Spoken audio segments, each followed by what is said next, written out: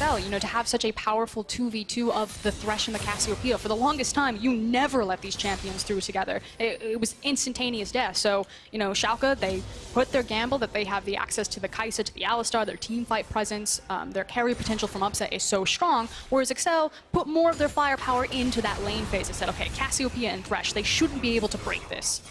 Expector's trading in here. He's going to get that Conqueror up. Heals, of course, from it. Cold Meat coming out alongside the Ruthless Predator stun. Odo will get the Sanguine Rush and then heal up quite a lot from those minions anyway. So he's not too worried about this. Continually trading with Expector is what he anticipates doing in this lane. And neither of the junglers really want to come up towards here anytime soon. And of course, the big obnoxious thing of Vladimir is the closer he gets to level 9, the closer he is to 5 points in Q, which means he's unmovable. So I like the fact that Kadril is trying to look for opportunities here before that big window, because once Vladimir's 9, it almost doesn't matter. He's going to be so hard to dive successfully because he'll just get so much health back so much quicker. Kadril and Expect will get some deep vision in here.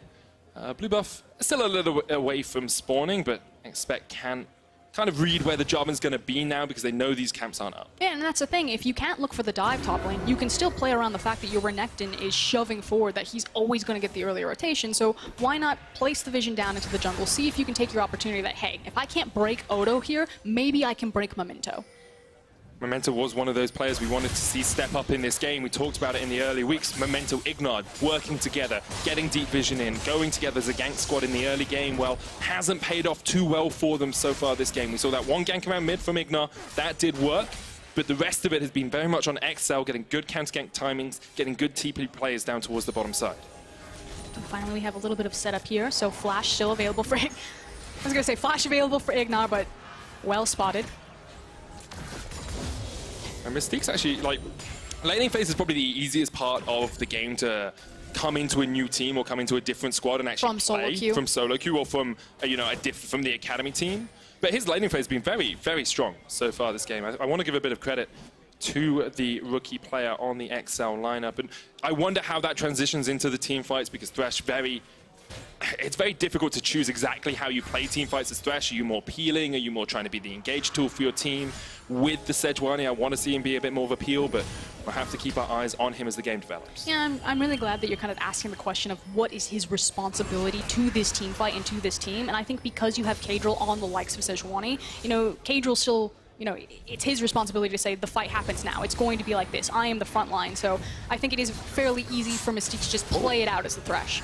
Pretty brave there from Expect. Knew he was going to tank up a tower shot at least, but just trying to force Odo 1-mate back as much as possible. Momentum's going to step on a ward here down towards the bottom side as well, and Kadril is just waiting around the corner. He's in that bush. You can see him coming in to join his team. Both junglers have been tracking the other relatively well recently, and they've slowed the pace of the game down just a little bit because of it. Hook lands for Mystics though, straight onto the Miasma. Unbreakable will used by Ignite. He has the flash, looking to get next to the wall to get away. Flashes across. Glacial Prism's going to connect, and now Mystics in the perfect position for the play follow-up. One more auto attack will get the kill. Kadril healed up. Memento jumping in here as well. Now it's on Jessica. Memento gets the flag and drag in. The hook lands once again for Mystics, and Kadril turns it around, gets the stun onto Memento. They get one kill. Abadaja here in time, though, as Upset will get the shutdown. Special can't quite land the knock-up, and it's going to be a 2-for-2 trade in the bottom lane. Some fancy footwork from Mystiques right there, again showcasing his Thresh, but it is ultimately Upset that picks up the big kills there. That's now a 2-0 Kai'Sa. See what she buys when she comes back. Is it the double pickaxe? No, it's a straight Infinity Edge. Big shutdown kill onto Jessica as well, of course, so a lot of gold going into his back pocket. Straight Infinity Edge is very good for the Kai'Sa. And Upset there was able to stay undamaged for a long time just because of how much time Ignat soaked up. It looks like Schalke are going to go for this lane swap, but they've walked straight over a ward here. Ignite actually walked over a ward at the blue, so Expect should be aware that Schalke are on the top side of the map. Yeah, but it's an Ocean Dragon spawning in 10 seconds versus the possibility of looking for this dive here and the Rift Herald more importantly. So I really like the flip from Schalke as Ignar. You're a bit deep. But he was there for the Scryer's Bloom, and then someone just swope it away. Swiped is the word. Swiped it away from him. Right at the opportune moment. Ignar has a tendency where he goes pretty deep behind enemy lines, and he's been caught out at some pretty unfortunate moments for Schalke fans. Okay. Of course, Upset was able to lead him out of danger there, but it is something to watch for as a Schalke fan. It's kind of when Ignar picks his moments to go on an adventure, to go for a hike through the woods. Seems like both teams have accepted that they want to play around the Rift Hold instead of the Ocean Drake, as you say.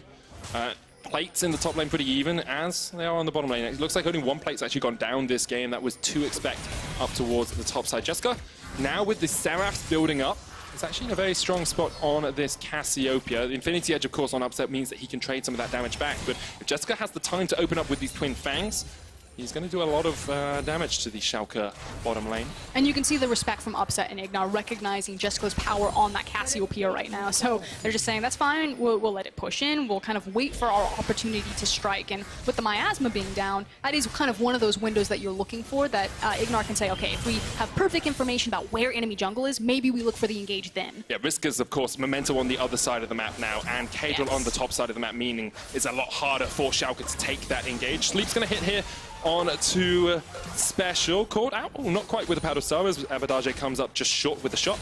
And across the board, it looks like both teams kind of settling for this rotational play that we see, trying to get the vision control around the Rift Tower. But now, Ignar with the flank position, Upset, stepping forward. The Miasma's down as well. Ignar in a bush, no wards in there. Mystiques, do you spot him? Jarvan on his way up as well. Here comes the Hex Splash. Jessica going forward. Upset actually very low already, and Jessica gets away. Heal on Upset as he pops the potion. And you can see exactly what Schalke were trying to set up on the map. Memento was sprinting his way towards the top lane. Ignar had already managed to maneuver behind enemy lines for Excel, and they wanted to pull the trigger on the engage, but slightly slow to it. Give Excel the inside track to this Rift Herald. Ignar still has the Hex Splash. Memento with the engage potential as well from that EQ. Looking at the Zoe and Yasuo rotation. Teleport coming in as Cadril now forced into the back of the pit. Here comes the counter teleport though, and Odoan is going to try and jump into the pit. Abadage forced away. Mystique's getting a lot of damage down. The double last breath. Memento almost gone. He's fallen, the Cataclysm comes out, but here's Odoamne. Hemo playing straight into the stun. Mystique so low hooks, once again landing, and Mystique hits hook after hook as Excel wipe away Schalke. Abadage trying to do a little bit more as Expect gets forced away. They picked up the Rift Herald. Miasma stops the Hex Splash going out, but the jump back in. Expect once again lands the hook. So much damage coming out of Upset, but he opens up his back once again.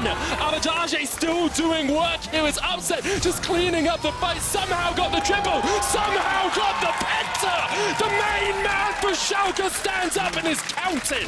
And everything else falls down around, but one thing remains for Schalke fans. They still have the best ADC in the league, and he just picked up a pentakill, 7-0 at 15 minutes. That guy is huge. I thought they were done for in this fight. Replay brought to you by Alienware, and look at this fight, because it looks like XL have Schalke's number. And it's just completely different pages. The fact that Ignar is bouncing out the jungler because he's like, we're going for the smite contest. Meanwhile, Memento is going for the dive. He's saying, let's team fight here, and it just shows some of the splinters in Schalke's normally so crisp team fighting, but it doesn't matter because in the end, Upset takes his time, he paces correctly, and he outmaneuvers this team fight.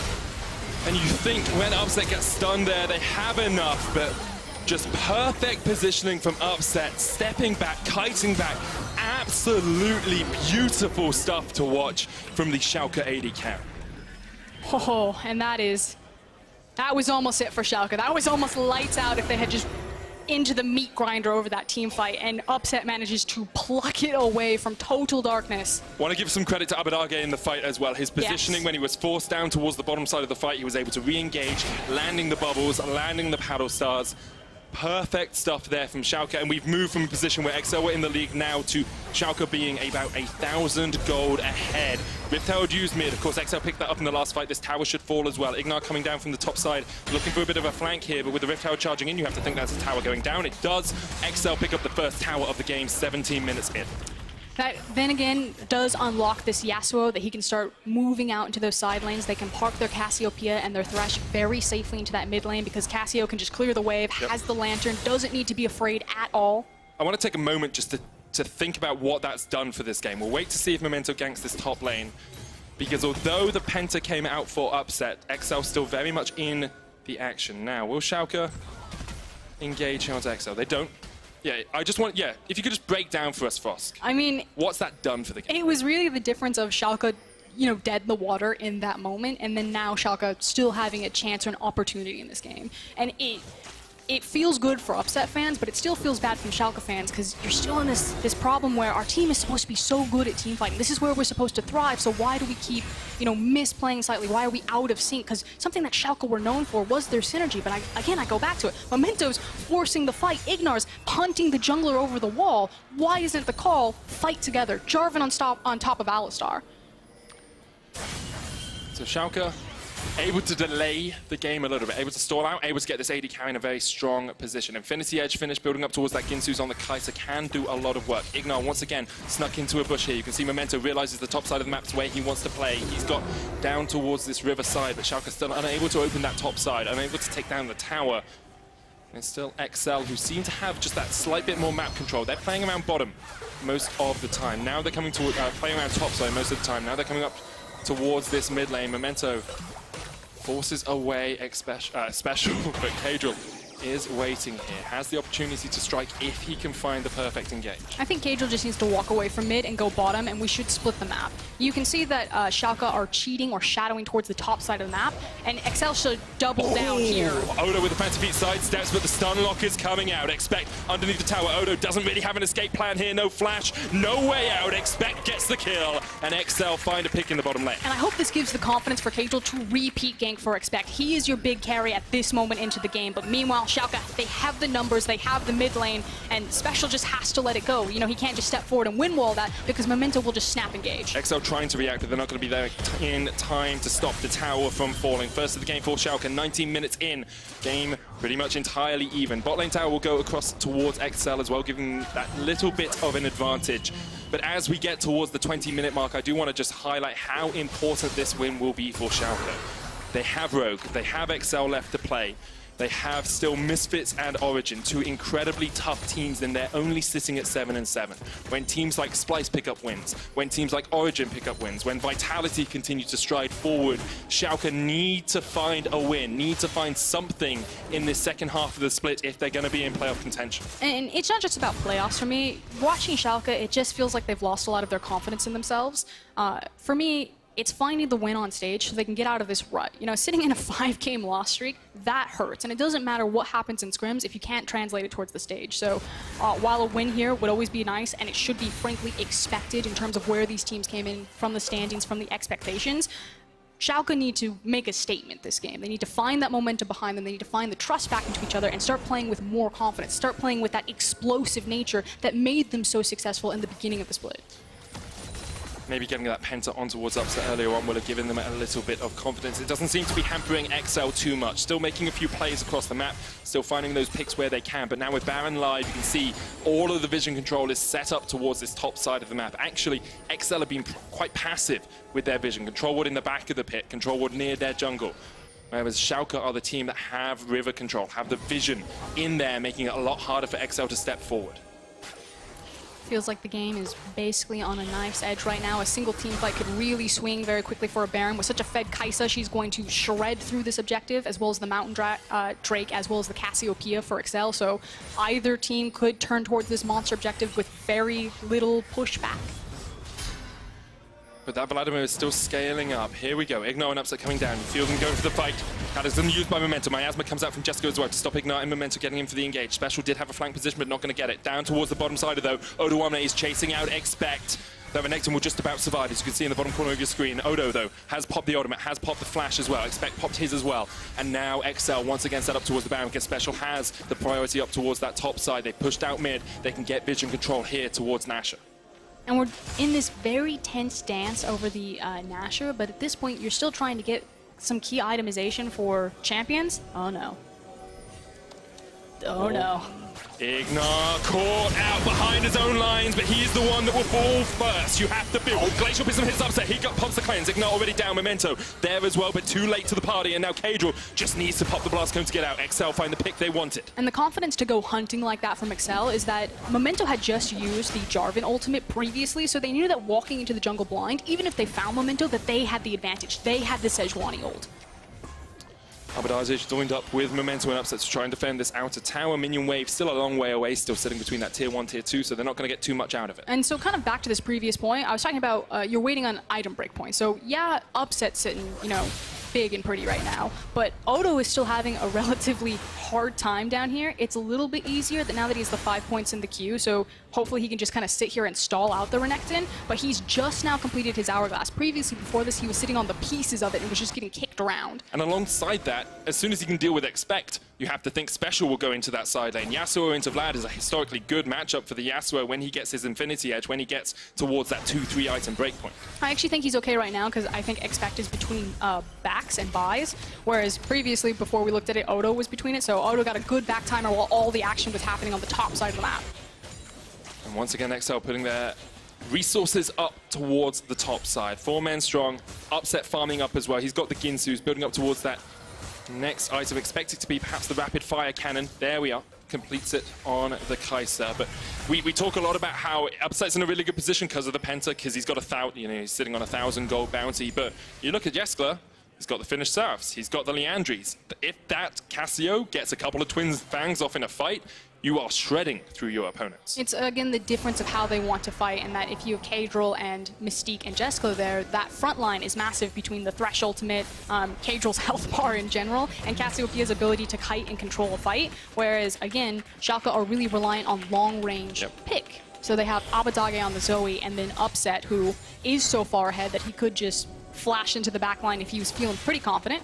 But that long range is what makes it so hard for XL to set up, but they don't care. They just engage straight onto Memento. The jungler from Schalke caught out, and he's got nowhere to go. Steps on the miasma, and immediately XL step on the gas. Abadage going in with the bubble, lands it only onto Mystique. Now, Ignite and Upset needs to join the pipe, because you have to feel XL will just start up the Baron straight away. And the only advantage that Schalke have here is that they still have the long-range poke from Zoe. Here comes the TP, so Odo's coming from the top side. 5,000 HP left on the Baron. It's down to 2,000 now. Ignite coming in. It goes down. XL get it. Now can they take the fight on the back of it? Upset still alive on the back line. You have to look at him if you're Schalke. Kadril alive. The hook lands onto Odo. He gets into the back of the fight though. Abadage putting out the damage from the side. They're sitting on a knife edge and they're slicing through XL. They get 2, but Kadril, Expect, and Jeskla get out alive. Fish in a barrel right there for Schalke, but they don't get the Baron. I believe 3 Baron buffs make it out, so it can be applied to all 3 lanes. Really good stuff from XL. They pulled the trigger as soon as they caught out Memento, who was not in the best of positions here at the start of this fight. And just a massive mistake from Memento. We said earlier that Ignar has a tendency to go for some hikes in the darkness. This time around, it was Memento out for a night walk. Baron secured, of course, the smite makes it so much easier for XL. Off the back of it, Odo gets a good Hemo plague off. You can see Upset trying to get in the fight, but just can't get close enough to really rain down hell upon the XL players. So much damage there coming out of Odo and Abadage.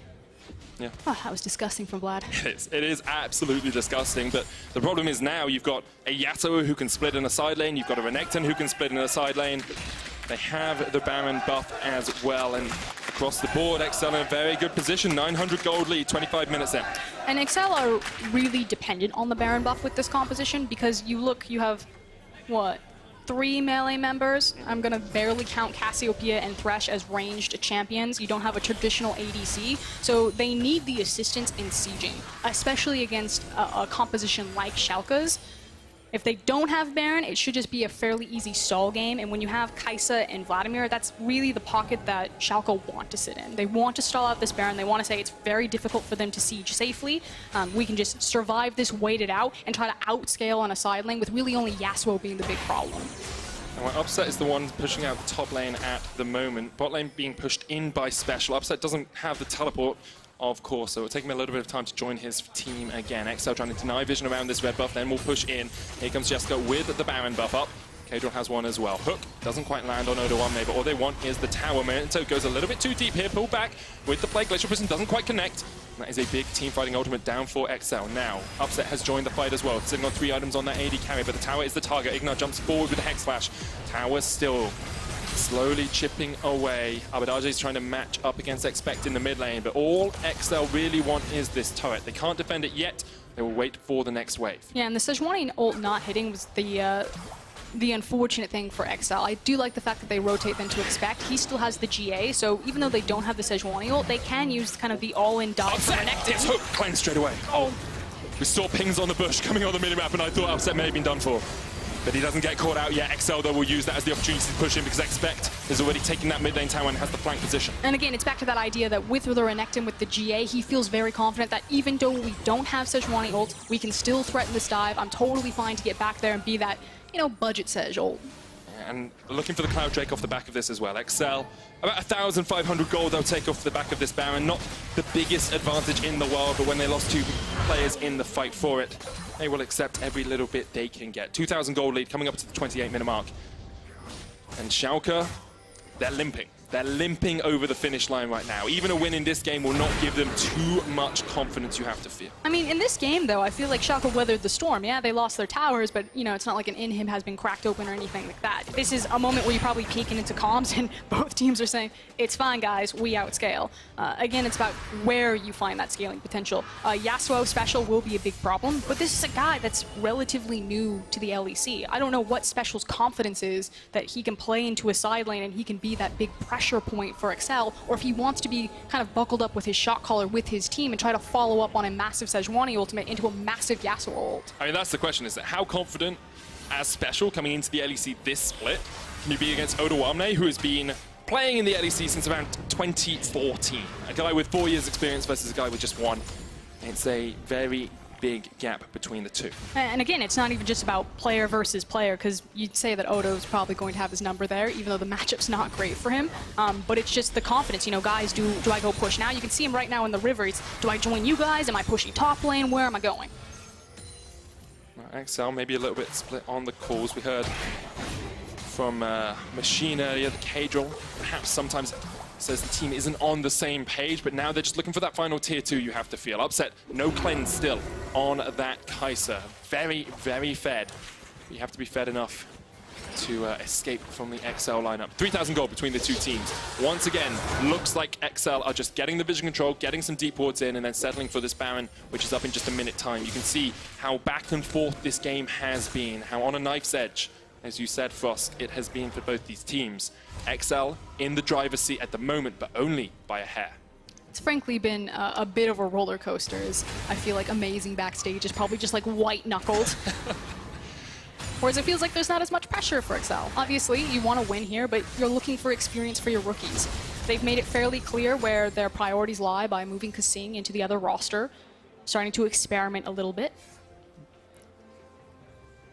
And I think that's, like, XL have always said they're a 10-man roster. They always said they wanted to develop their academy players. We've seen Mystique's have an incredible performance so far. Looks like he's going Shurelya's Reverie next on the Thresh for a little bit more engaged potential.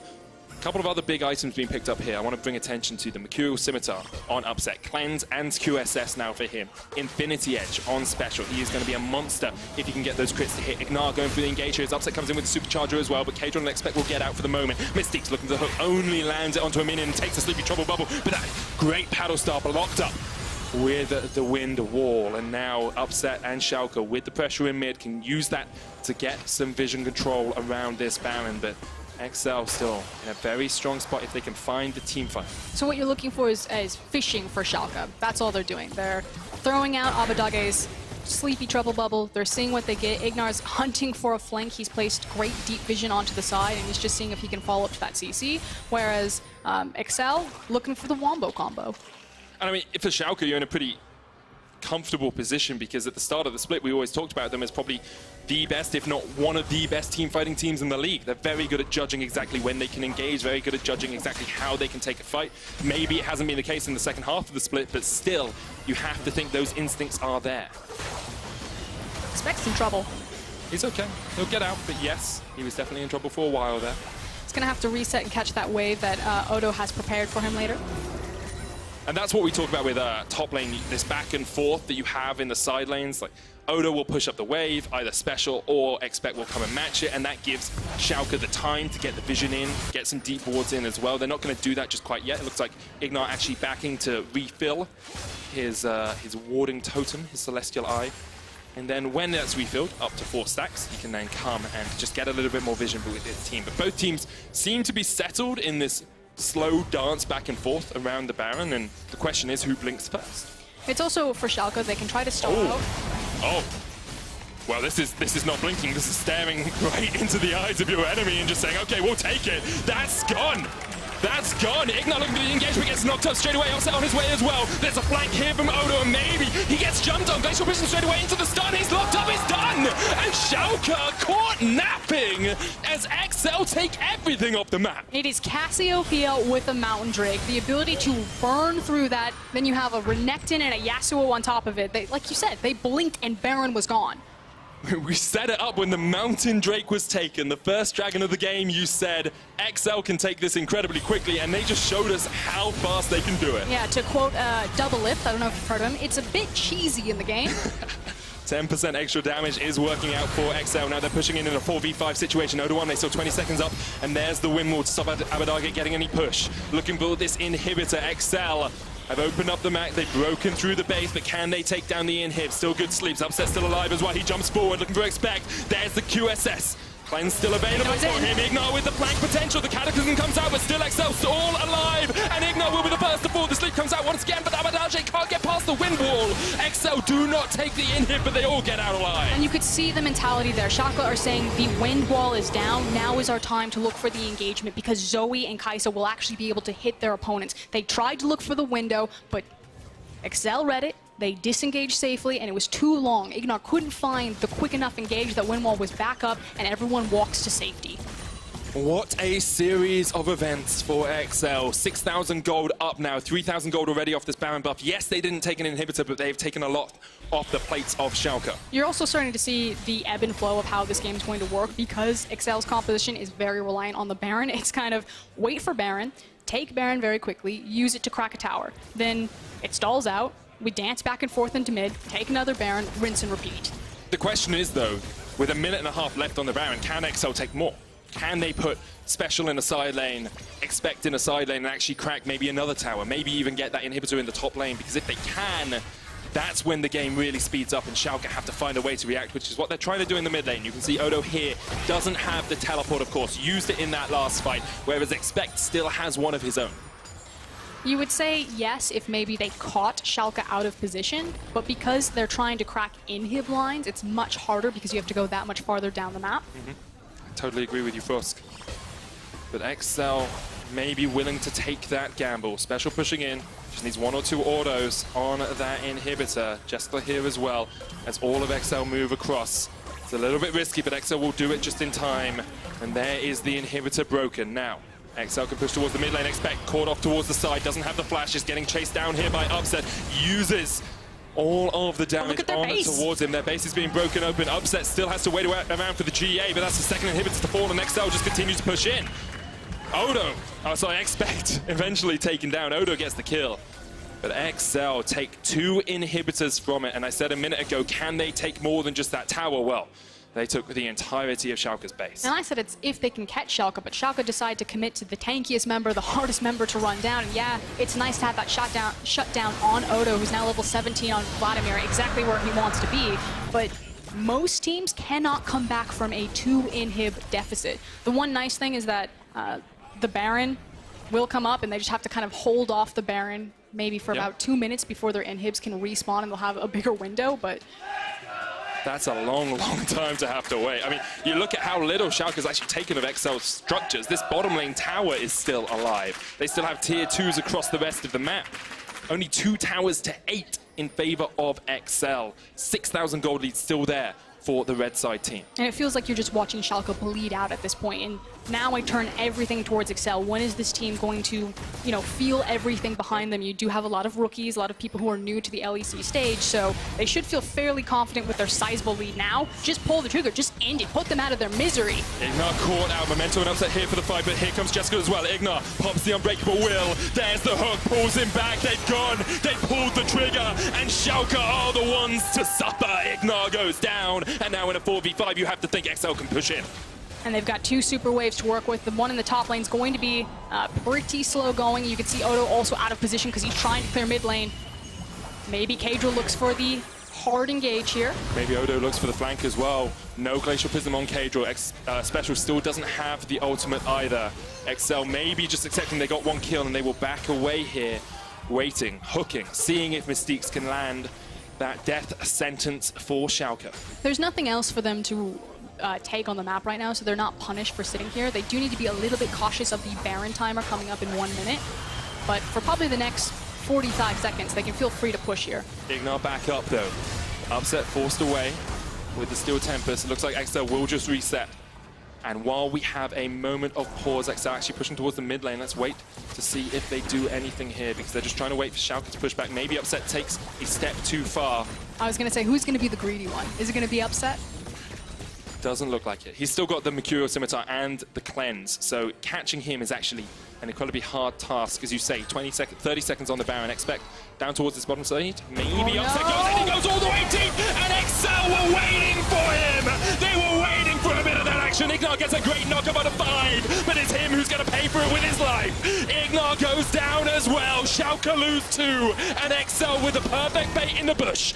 And Mystiques goes down. Excel just want to reset for the Baron here. They don't even need to push in. They can just get the vision around the Baron and then starve Schalke out. Because Excel didn't actually kill the members that they wanted to kill. Yeah, they have the jungler dead by the time that Baron is back and alive, but Abadage and Upset are still here, as is Odo. So even with just this 3-man, there's still so much bite in Schalke. And in this brief moment of pause, I just want to stress how important this game is for Schalke. They are sitting tied 5th, 7-7. A loss here pushes them down the table. They will be equal with Misfits. We've already seen Splice take a game today. We're going to see Origin play up in the next game as well. Every single game counts, and now Excel on the Baron. Schalke do not have a way to react. The Baron goes down to Excel, and Schalke are on their last legs. 3 Barons in a game. We talked about the rinse-repeat cycle of Excel, that they were going to be hyper-reliant on the Baron to push it in, so every single time they gained more and more ground of Schalke. 40 minutes in, a 6,000 gold lead still for Excel. You're looking at complete builds all over the shop here. Only Special sitting on the BF sword, waiting for that 5th and final item. Upset, after getting that pentakill very early on, has yet to get another kill this game. Still 7-0-4 on the Kai'Sa. And it feels like Schalke may have missed their window, because now with 2.5 minutes left on this Baron buff, Excel can just start to push in. But what is Upset supposed to do? You look at his 2 primary engage options, Memento and Ignar, 0-5, 0-7. He needs a team, a frontline, if he's ever going to use the power that Excel gave him off of that pentakill, and Upset frankly never got the opportunity to do it. And I think if you could exemplify the contrast between first half of the split Schalke and second half of the split Schalke, it would be this scoreboard. 12 deaths, 0 kills on your 2 main engagers, 2 main tools to start team fights up for you. Memento and Ignar have very much struggled. Whereas on the other side, nothing but praise for Excel. I love the fact that they've kind of gone back to fundamental, just clean League of Legends. Kadriel in particular, yeah, he's on the Sejuani 1, 3, and 12, so his score does reflect how active he's been in all of these team fights. That makes sense. He's the big AoE ultimate, but kind of the intangibles. He's constantly shadowing underneath his lanes. He's constantly placing down vision. He's constantly opening up Excel to actually play, smarter League of Legends than you would expect from such a rookie team. Mystiques looking for the hook here, lands onto Memento. There we go, full on engage, but you don't really want to go onto the tank. Ignar gets the push away here, and Excel will just reset. You can tell they didn't want to quite kill Memento. He popped up with a Gargoyle Stone Plate. There's an Elder Dragon on the cards here as well. Inhibitors respawned. Now Jeskla will take this incredibly quickly. Special there as well. Memento maybe looking for the steal. There's a ward in the back of the pit. Memento needs to go in. He tries to get that. He gets the steal. And now Upset's going to spin onto the back line. Jeskla there gets the damage down, but it isn't enough to work his way through. Upset just needs one more twin fang. Upset jumped into his demise. And Excel will sweep away Schalke in the river. Odo Omne with a good flash away as Excel look for the reset. Miasma comes forward. Special kills Ignar. Now it's a 2v4 in favor of Excel. Abadage and Odo Omne running for the hills. Excel still on the chase. Special going down towards the bottom lane, just looking to push in the minions. The sleep lands, but Abadage cannot get away. Another kill for Excel, and you have to feel that's the death knell for Schalke. The flash from Expect to make sure that he found the CC. They managed to lose the Elder Drake, but surely should win the game, at least take some of these inhibs. Oh, I think you've got the game from here on out. 11 seconds left on Memento. What can Odo do? Inhibitor tower goes down. Odo doesn't have the ult, doesn't have flash, doesn't have a hope. You have to feel against this Excel oncoming storm. This is the first Nexus tower, their target. They will get it relatively rapidly, but here comes Memento trying to stop the party, trying to stop the play. Mystiques doesn't hit the hook. They've got the stun lock onto Odo, though they're not just back. hit the towers. The second Nexus tower goes down, and Excel say, we may be out of playoffs, but you still gotta beat us, Schalke.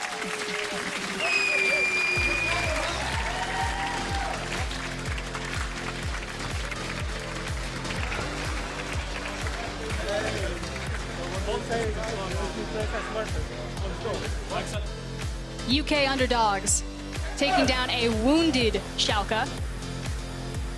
People were on the fence. Is this Schalke favored with the current trajectory of the team? Is this Excel favored with their current form? Well, I think it's Excel favored now. Pretty strong performance from them across the board, even after Upset got that pentakill early on, and Schalke very much licking their wounds, 0-6 in their last 6 games. Credit, of course, to XL, and special credit, I have to say, to Mystiques on the Thresh at an absolutely top-notch performance coming in for his LEC debut. Gone are the days of the Urgot jungle. XL, I mean, they read the quote on the analyst desk. Yep. You know, we're struggling, we're not finding the synergy, it just feels bad. Didn't look bad there. No, it didn't look bad at all. They did exactly what they wanted, played to their team's strengths. Even were able to weather some storm coming out from Memento down towards the bottom side early on. Level 2 gank. And it still ended up being XL who came out on the top. I think if you're Schalke, though, you're wondering what happens, right? You say you want to play through your bot lane. You say you want to get your AD carry ahead. You say you're the better team on the day. All of those things happened, and then still, somehow, XL come out on top. Level 2 gank from Memento. Yeah. They put everything in Upset's back. He got the pentakill. Yep. You look back at kind of the timeline of that game, you're like, Memento ganked level 2. Upset got a pentakill. There's no way Schalke lost this game. Huge credit to Jessica and Mystique. They went toe-to-toe. They were able to turn around that bot lane, have presence everywhere. Again, Kadril, his scoreline showed, you know, how supportive he was, but if you go back and watch that game, just how he sets up his lanes, how he's able to execute on playing side lane pressure because he's constantly where he needs to be. It's these little things that you don't necessarily see because they don't reflect in a scoreline, which are very impressive. Kadril is the real deal. He definitely is. We're going to have another look at that final fight. Let's break down exactly how XL were able to take the win. They were fighting over the Elder Dragon. Did Expect just bow to the cameraman? You see it, like, as soon as you see the steal, you think, okay, Upset jumps on the back line, he's able to get the damage down, but Yescler and Mystique's able to step forward and shut him out. The mentality here is that if we lose Elder, the game's over anyway. We need to plant our feet. We need to look for the fight. So Schalke were between a rock and a hard place. They decided to go for it. Credit to Memento. He did get the Elder Dragon, but Upset flies into the back line and everything gets turned on him. Exactly. I think if Upset doesn't jump in, maybe you have more of a chance. You kite back, you've got Zoe, you've got the Vladimir there as well for a bit of pressure. Maybe Schalke could have come out on top of that, but Upset saw his superstar moment, saw him taking out 2 players on the back line and then just wasn't able to do exactly what he wanted. For more insight on XL's win after the break, we're actually going to have Frankie talk with Kadril, the jungler, who I think actually set up a huge amount of success there for XL. Yeah, again, it's that intangible, kind of the invisible pressure and power that Kadril provides to his team. Yeah, if you, whoa. Whoa. I started off an entirely different sentence to the one that's in front of me there. Read the prompter. Okay, if you got one... Oh, I've done it wrong again. I've got Can you one do it for important me? question for the LEC fans. Who is your Kia player of the game? Expect Kadril or Mystique? Head over to @LOL Esports on Twitter and vote now. I read that really well, actually. I'm pretty impressed with myself. Thank you so much. I agree with the crowd. I think it has to be Mystique's, right? Mystique's had such a strong performance across the board. Yeah, and they've also got the 6-man behind them. How many fans do we have for Excel? That's actually quite a lot. That is quite a lot of fans. Origin had a great return to form in the league so far, but who is their star player? Vedius and Amazing will try and answer that when we return as Origin go up against SK Gaming in a pivotal matchup. Do not miss it. I can't say words. Words are hard, Fosk. Words are hard. Maybe trying to bait Ignite in. There comes the engage because Kadril is waiting around the corner. Great play back. There's the Miasma as well. They're ready to cow. Going to be stunned up. One more auto is all they need. Ignite down. Burst blood. So much damage coming out of Upset. He opens up his back once again. Avantage still doing work. It was Upset just cleaning up the fight. Somehow got the triple. Somehow got the penta. The hook lands onto Odo. He gets into the back of the fight though. Avantage putting out the damage from the side. They're sitting on a knife edge and they're slicing through XL. Maybe Upset goes in. He goes all the way deep. And XL were waiting for him! They were waiting for a bit of that action. Ignite gets a great knock about a 5. Jesco there gets the damage down, but it isn't enough to work his way through. Upset just sweeps one more twin bang. Upset jumped into his demise, and XL will sweep away Schalke in the river. And XL say, we may be out of playoffs, but you still gotta beat a Schalke.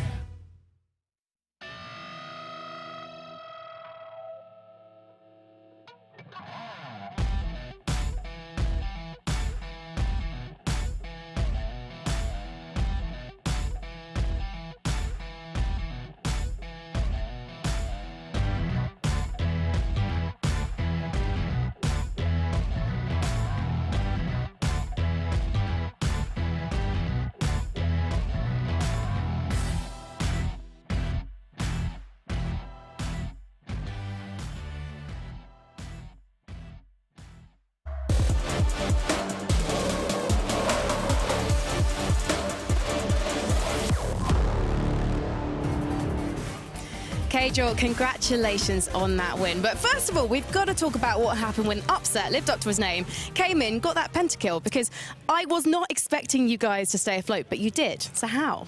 Well, it was quite a shocker. I didn't even realize he got a penta until I died. Like I was like, wait, what? He got a penta?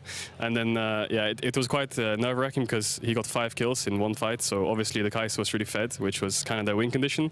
So that kind of sucked. But I mean, we misplayed the fight a bit, but everyone was like, okay, we can stay calm. It's just one person, right? We just have to kill him, and then the team fights won. So yeah, we played it well afterwards, but it was quite shocking. Yeah. And talking of team fights, actually, I did read quite an interesting interview with you on the Red Bull website this week, where you talked about how it feels like in the past it's been you and Expect playing together, and the other team doing the rest of the team, sorry, I should say, doing their own thing. So how did you actually pull the team back together? Because it looked like a different Excel this week.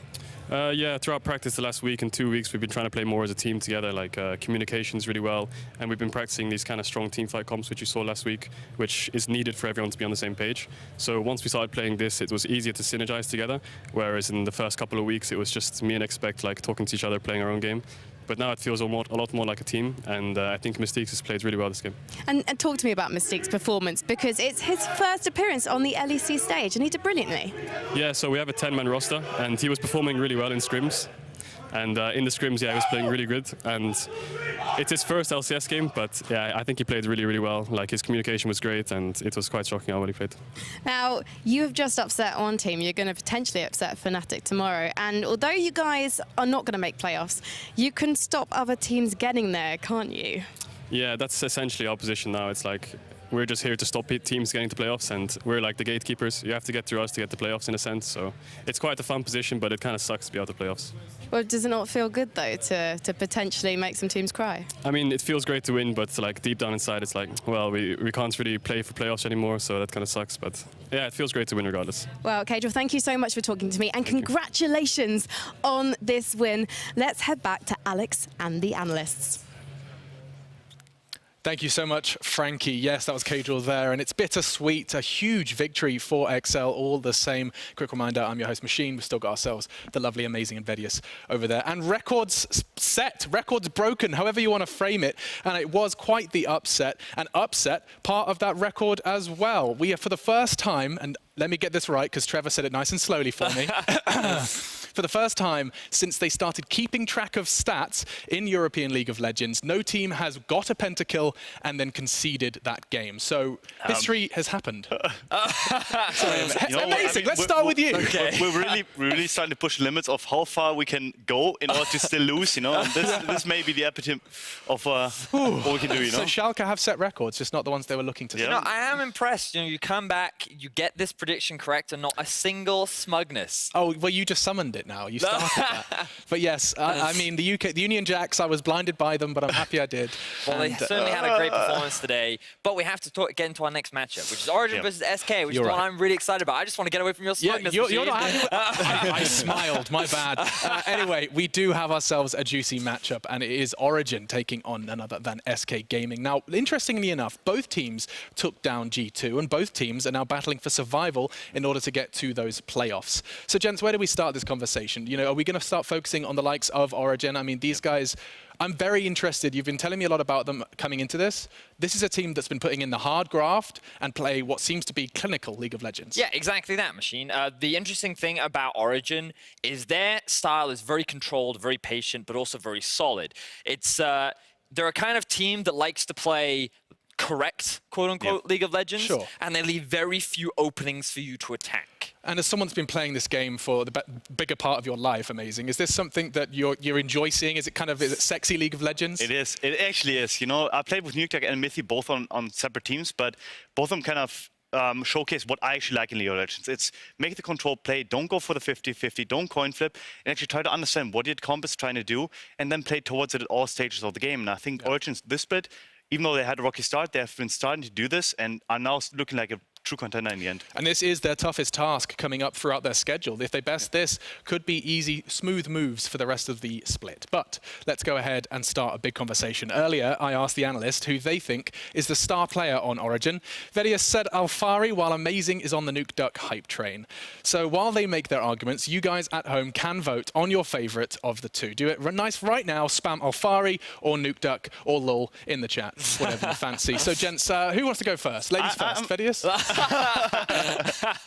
No, please, the honor must go to me. Okay, So it's all about I'll guests have it. go first. So, as already touched upon, Nuke is playing the right style of League of Legends, and I think he's actually the core of Origin because he decides where the play happens. If he decides to roam bot side, the play happens there. If he decides to roam top side, the play happens there. So basically, he's the facilitator of the team, and he basically, honestly, is the basically gives the energy to the team. You know, like if he decides to make something happen, it's gonna happen. But he's always controlled and doesn't do it in any kind of random way, and that's what it is, you know, about Origin. So I think he's the heart of the team in the end.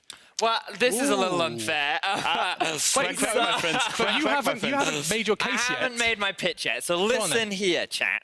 The thing about Nuke Duck is I agree with everything that Maurice has said. He is a very solid mid laner, he is very talented, and he is very good at keeping the game controlled. Yep. The problem is when they are down and out, when they need a play that will turn the game in their favor, he's not the man that makes it, he is. Ultimately, when it comes down to star power, Alfari is the guy that will make the decision that can swing the game. And I feel that that is something for me that is lacking from Nuke Duck right now, and it's something that hasn't really been prevalent through the majority of his career, whereas Alfari is never afraid to take that gamble, make that risk, and I think it's really important for the success of this team. I'm seeing raised eyebrows. I mean, yeah, I guess if you need someone that can type in chat and make the play happen that way, you know, like he's the man. But I honestly think that Nuke is just. I convinced some people, though. I convinced some people.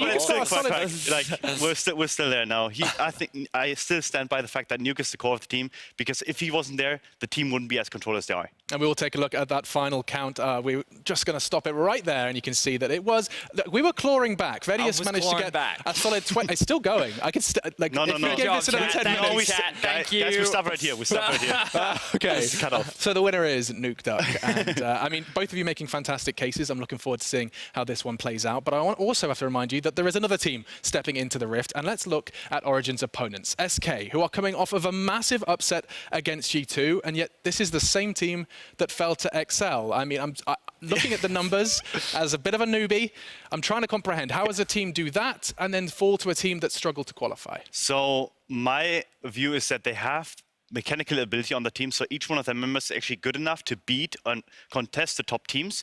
But they honestly have zero game plan, and like I don't want to say this, but they basically have zero brain in the game, you know. So basically, they just make random plays, they coin flip everywhere, and if it works, they will beat the top teams because they can sustain that lead. Sure. Right? But bottom two teams, they are born in the dark, you know. They have been molded by it, and they're basically coin flipping every single day, you know. So they can kind of outsmart SK in certain situations to basically make that coin flip turn into their favor. So it's just strategy is where that weakness, that Achilles heel of SK. I would best describe them as a team like in CSGO that would be really good at landing those shots, but would also juggle grenades and would think to themselves that this was a pretty cool party FaZe trick. Clan. Oh, exactly. great, we have one of There you go. Yeah. They're very unpredictable, and you never really know what team is going to show up on the day. Okay. And they can thwart giants while also lose to the smallest opponents. Well, scene set. An unpredictable wild card of SK going to be taking on the clinical and precise Origin. We'll see if SK can get another big win tonight as we leave it to the casters for picks and bans.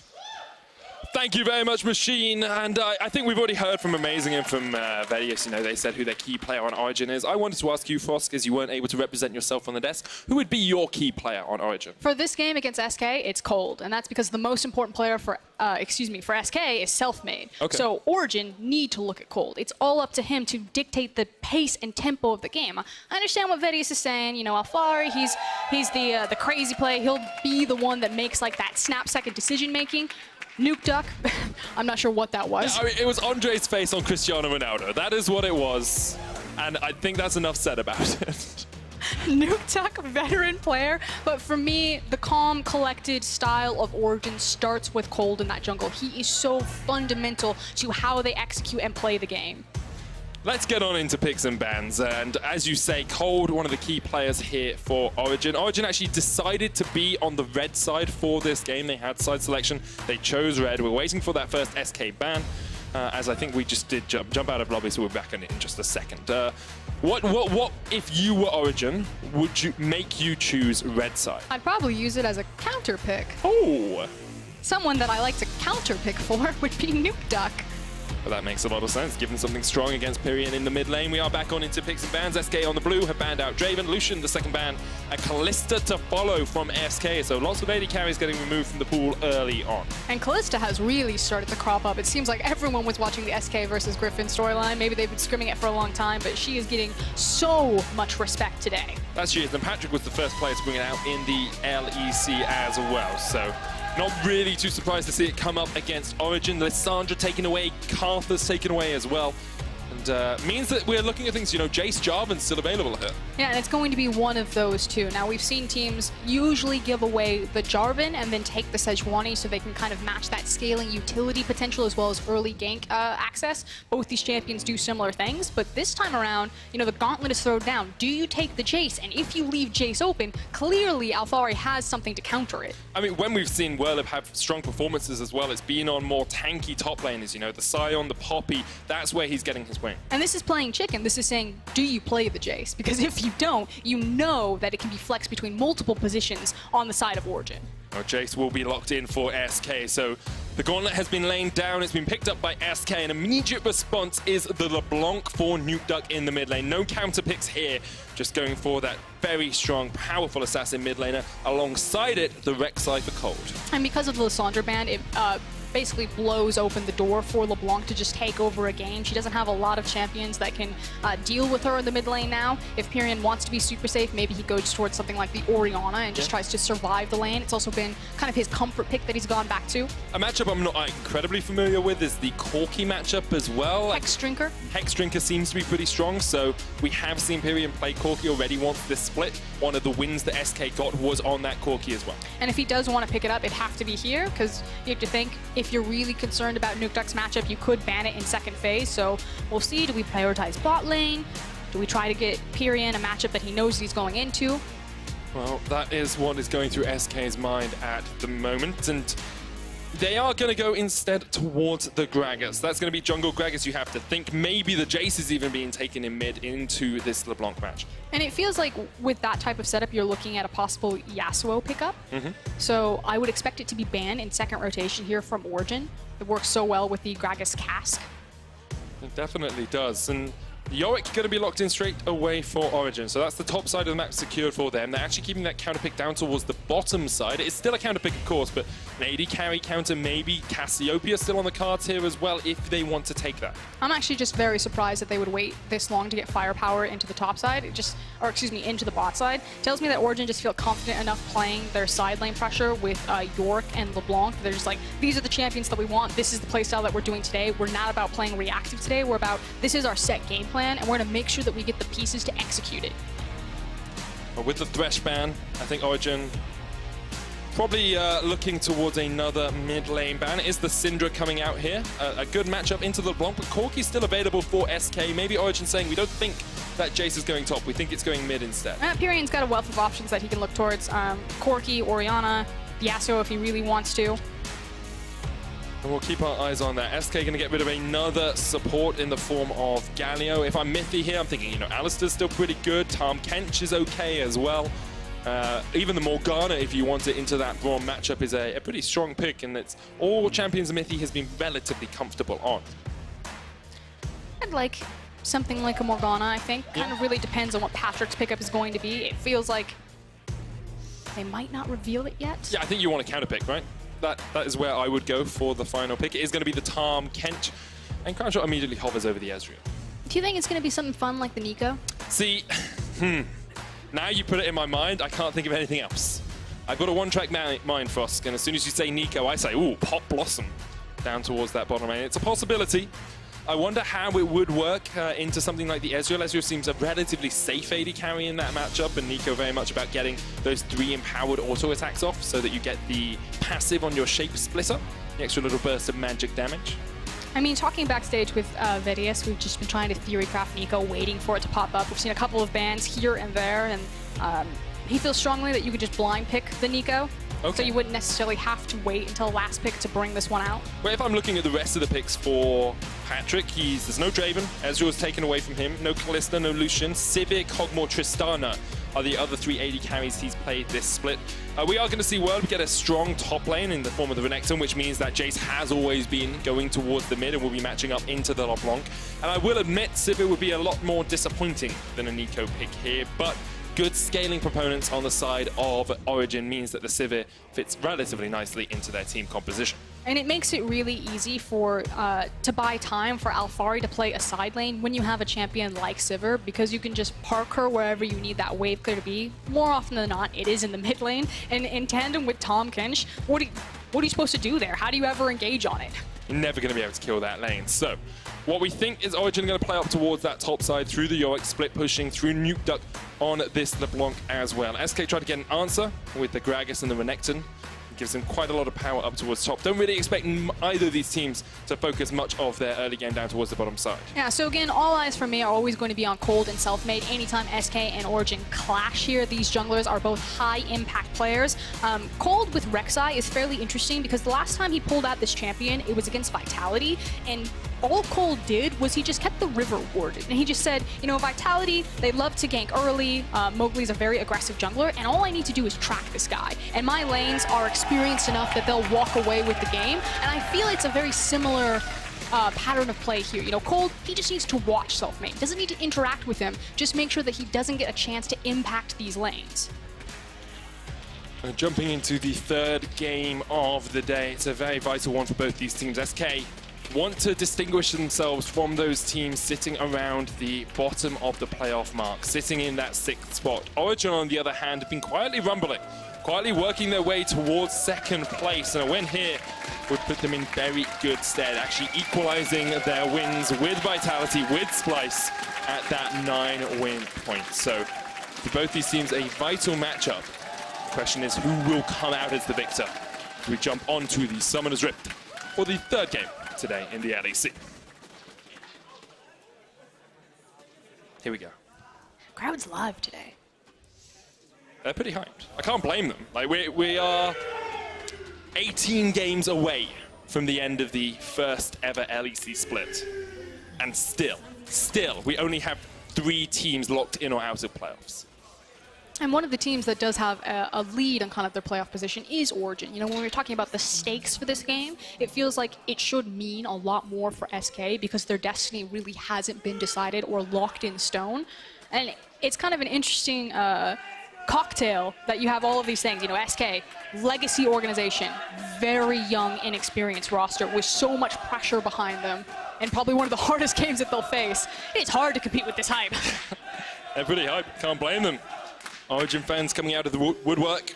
Wonder where they were in the first few weeks when Origin went 1-4. Suddenly, you guys were real quiet those first few weeks for Origin. Yeah, what happened? Oh, nothing?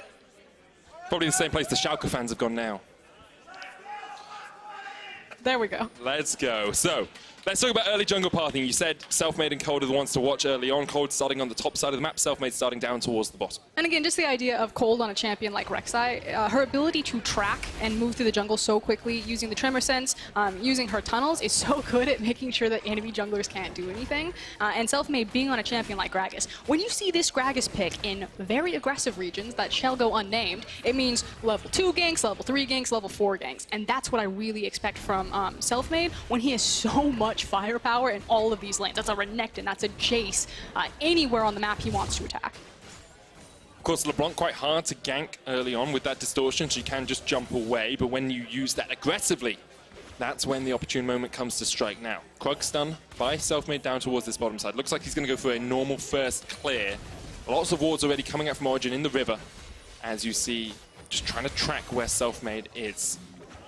And in terms of like lane strength and lane power, I think the only really winning matchup I can see across the board is that top side. You know, Renekton should be able to bully out the Yorick early on, in my opinion. I don't think it's just your opinion. I'm going to say Gonna back me up. See, I yes. said that, so if you said no, I'd be like, well, my opinion's obviously wrong then. But thank you for backing me up. No, it's okay. Yorick, of course, still very dependent on more levels to make sure that he can take over a side lane. We have always talked about In fact, all day we've seen the Renekton picked into matches that should outscale him on a side lane, and that hasn't come true yet today. And we've also seen 2 massive upsets, so I'm not ready to just discount Warlib and SK here on this side lane Renekton. I mean, especially since SK took down G2 last week as well. Like, they're coming off a very, very high against G2 and now looking to repeat that performance against a team some people would say is the 2nd best, maybe the 3rd best in the league on current performance. I mean, you talk to players and you talk to teams, and the response is always, Origin are terrifying. And the reality is that you see 2 games of a team a week, Saturday or Friday and Saturday, and you have to think about all of those scrim blocks and all of the percentage of play that you don't see from a team. You maybe see 5% of what a team's true capabilities are, and yeah, it needs to count on the stage. You need to pick up those wins, but I'm gonna go ahead with the teams here that are rumbling that Origin are terrifying, and if they move into a best of series, they're gonna be that much scarier due to the experience and the versatility that this team has. Gone 7-2 in their last 9 games as well, so definitely on a run of form. And a lot of that has come through the bottom lane. You know, Patrick has had some very strong performances in the last few weeks. Cold, I mean, basically anyone on this team, you could pick them out and find 2 or 3 games where they really stepped up. But SK, last week against G2, had that stellar performance, especially from Crownshot on the Jinx. He really stepped up to the plate and was counted for his team after a lot of people had doubted him as an AD carry in the league. You know, put him bottom 5, maybe AD carries. And specifically on Ezreal, so it's nice to see that Crownshot kind of feels like he's found his confidence on the LEC stage, going back to the Ezreal, because you keep hearing things. I was talking to Broken Shard, and Broken Shard's like, his Ezreal and scrims is amazing. We just need to translate that onto the main stage. And, you know, Jinx, Xayah, that's something that I trust Crownshot on. His Ezreal, I'm starting to warm up to it a little bit, not quite there yet, but I hear good things. We'll keep our eyes on him. Selfmade with the first back has gone for the Predator boots, as you would expect on the Gragas. Maybe looking for a gank down towards this bottom side. He's going to get his Krugs first. And then there is always that opportunity for a jungle matchup. So the pathing from Selfmade was actually red Krugs into like full clear for his jungle. He did take some time to sit in the side lane while Pyrion was pushed up, if you kind of rewind your map back to that pathing. And what it does is it resets Krug timer very quickly, and Krugs is like the #1 experience camp for junglers. Typically when you have this type of pathing, it's like a rush level 6 type of pathing. Okay. I thought he might use it to rush level 3 and then try for like a cheesy gank, but just didn't have the opportunity in the lanes. So it's just kind of interesting from Selfmade. We'll see what he does if he does reach level 6 in a pretty timely manner. First bit of action on the Rift. I like that side. The fans go wild. Spirion and Nukeduck trade You're with not each gonna other. play-by-play cast. He hits the distortion. Look at that. He's hitting the minion with that cannon form. Oh, he jumps in. Oh, he jumps in though. Period ignited. Is it enough? No, he is level 6 of the minion dying and just about survives. The crowd obviously prophetic in their cheers there, expecting something to happen. And now Selfmade going to come in and clear the wave out here, but Nukeduck with the first little foray in that middle lane. I think Nukeduck thought he had it, because he's sitting on Flash, so he can at least trade Flash for Flash. He's looking at basically one auto attack, and I think Nukeduck was like, my Ignite, he's got this. But I believe, what, it was a minion that died? Minion died, level up onto Pyrion as well, giving him that little bit of extra health. Well, it happens, you got to judge these things. He's a veteran mid laner. We talk about how strong he is week after week. We had amazing, extol his virtues, sing his praises. Those are the little things that count when you get down to the crunch in the LEC. But now you are playing in a lane where you don't have the Ignite, whereas Pyrion still has access to both his summoner spells, so retain that Flash. Definitely did. Now, as we just scanned down towards this bottom lane, something we haven't talked about a huge amount is the push potential coming out from a Sivir. With the Ricochet, you can just push these waves relatively quickly, and you can already see the tower has taken a couple of plates worth of damage. Pyrion still has the flash here. Cold gonna flash in. The chase coming out. Pyrion with the knockback hasn't burned his sums, and with the Hex Drinker coming out will be so safe underneath his tower. And once again, it's a summoner burnt for nothing from Pyrion. Yeah, and I do want to point out the build, the itemization. So we talked, you know, briefly about Corki when we did see the LeBlanc coming out. Corki, one of the answers into LeBlanc, because he can defensively itemize into the Hex Drinker early on to deny a lot of your kill pressure here. Same thing goes for Jace, so you can see Pyrion saved him right there. Selfmade eyeing up this mid lane for a potential gank, but it's going to walk straight across the ward, and Nukeduck still has a flash, so shouldn't really be able to do too much around that mid lane. Both junglers just kind of facing off against each other. You know, you see Cold come in for a gank, then you see Selfmade try and find an avenue of an approach, but neither one really having the impact perhaps they would like in this early game just yet. Oh, hold on. He's waiting for him because he knows he's going to distort in here. He's trying to bait him for another distort. Pyrion going to stay around low. Hex Drinker Still no shield on that. That passive is down, but Nukeduck is forced back by the wave, and Selfmade just letting his mid laner try and act as a bait. And Nukeduck is not biting today. Yeah, just getting a better back. So I was trying to take stock of kind of who's won this early game and what's been pretty slow. I'll hold that thought, though. You don't need to. He's okay. You can drop it again. And what I was going to say is that the plate advantage seems to have gone in favor of Origin. You were talking about kind of the push priority that Patrick had on the Sivir, and I think he's got 2 plates. Let me check. Yeah, he's got 2 plates. As a note with the minimap, there's a big 3 on the tower that you can always have a look at if you want to see as a spectator at home. See that blue tower on the side of SK only has a 3 on it, meaning 2 plates have gone down. Fun fact, Medic, I normally wear glasses. Yeah. You see glasses on my face? So that's why I transitioned it from mocking you halfway through my point to advising our audience, because I remembered you usually wear glasses and didn't want to tease you for your short-sightedness. I can't see that number, Medic. Right, it says 3, and that's because 2 plates have already gone down. Patrick just tanking up a missing shot here. Selfmade is around. Level 6 hit on Crown Shot. Dreams just hit the 6 himself as well. Pyrian coming down, trying to clear out some vision in this river. Maybe looking for a little bit of a 4-man dive down towards the bottom side, but not going to happen. Selfmade goes up again towards the river. All even 9 minutes in. Not too much to talk about. I think that a 4-man dive would be a bit overzealous from SK at this point, especially against Tahm Kench and Sivir. I think more importantly, they were trying to get control over the river. I thought that they might transition that control into Cold's blue buff, which is actually up here, but because they don't know where Cold is, it might just be an assumption. Another gank from Cold, and Pyrian sidesteps it once again. Nukeduck jumping forth and back. But just getting the chip damage down. Pyrian's done a very good job of absorbing pressure in the mid lane. And as much as you say a 4-man dive would be over-eager, I'm a play-by-play, okay? I like to talk about action. And so far, although this game has been very cerebral and has been very, you know, everyone is thinking a lot and thinking about exactly where they step, and they're trying to read each other, which is great for someone who loves to analyze League of Legends. Someone who likes talking about fights. It's not the best game so far for us. The big win is still, though, in the analytical side of this game, which is that Origin have managed to play around priority. Every time they have priority, every time they have the assured, controlled play, they act on it. So you can see Sivir and Tahm Kench, they're rotating up. Meanwhile, Selfmade, he's trying to force something. He's getting desperate. He's fishing. He's looking for it. Afari pops the eulogy of the Isles. Walking away from it. Well, he fished for it a little bit and then realized there's no lake or river up here, so there's no fish.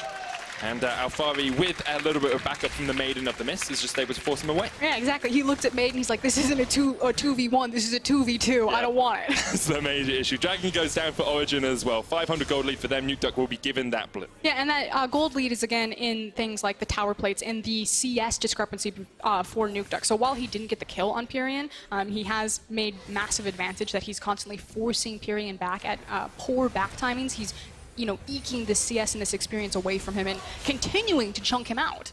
Keeps on just pushing that Jace back out of the lane. Mithy came up here to close some vision around the Rift Herald. 2 plates going to go down in the top lane as well for Alfari, and that is very good stuff for him. Very good news with a 10 CS lead on the Yorick. He is in a strong spot. And Origin across the board, very happy with how this early game's gone. You have about a 500 gold lead. You had the Dragon down towards the bottom side. Now you have control of the Rift Herald as well. So they are playing around where they want their strong side of the map to be and doing it perfectly. It's a paper cut play style. Origin are just slowly whittling away at SK, making these tiny little advantages on a composition that has a lot of scaling potential in the Sivir and the Yorick. They also have good mid-game bridge points if they want to skirmish around something like a LeBlanc. So as far as Origin's game plan is concerned, they're probably like, this is totally fine. Yeah, we didn't get the kill on Nukeduck, but we are sitting very happy in everything that's happening in this game. Whereas, again, SK feel like they're getting a little bit desperate. You can see Selfmade is trying to attack the map, but he's just walking into vision every single time and not finding any sort of pressure on these ganks. And this is how Origin have exemplified their playstyle recently. They are slow and steady. They've got the lowest combined kills a minute in their games. They have second lowest kills and deaths at the 15-minute mark. Get it, and their gold's even. Crashot's fine. Crashot's fine. You were excited there. I knew he was okay. True Shot Rush comes out as well as Patrick forced away with the on the hunt. Here comes Selfmade with the Predator. Eaten up by Mithy. Mithy dodges away from the explosive cast. Still has the flash as well. Oh! The proc from the Runic Echoes gets the kill. That was a quick turnaround from the crowd. They're like, he's out, he's safe. He wasn't safe. I was so sure he was fine that I was talking about the graphic, never mind the fight. Origin actually going to play up towards that top side. They will look for the Rift Herald themselves. They're going to lose some plates in the bottom side, but they won't lose the tower. Too tanky at the moment for that. Cold claims the Rift Herald. There's a Maiden here as well. Maybe even put the Rift Herald down. You've only got 3 plates left on that tower. You could just go for the first tower push. Oh, and that's exactly what they're going to do. Rift Herald is spawned. You're going to get massive bang for your buck out of this push here, especially because it goes into Alphari's pocket. Oh, it's going to be a lot of gold going into Alphari's pocket. Look at his items. What are you supposed to do as Renekton against that? I love it.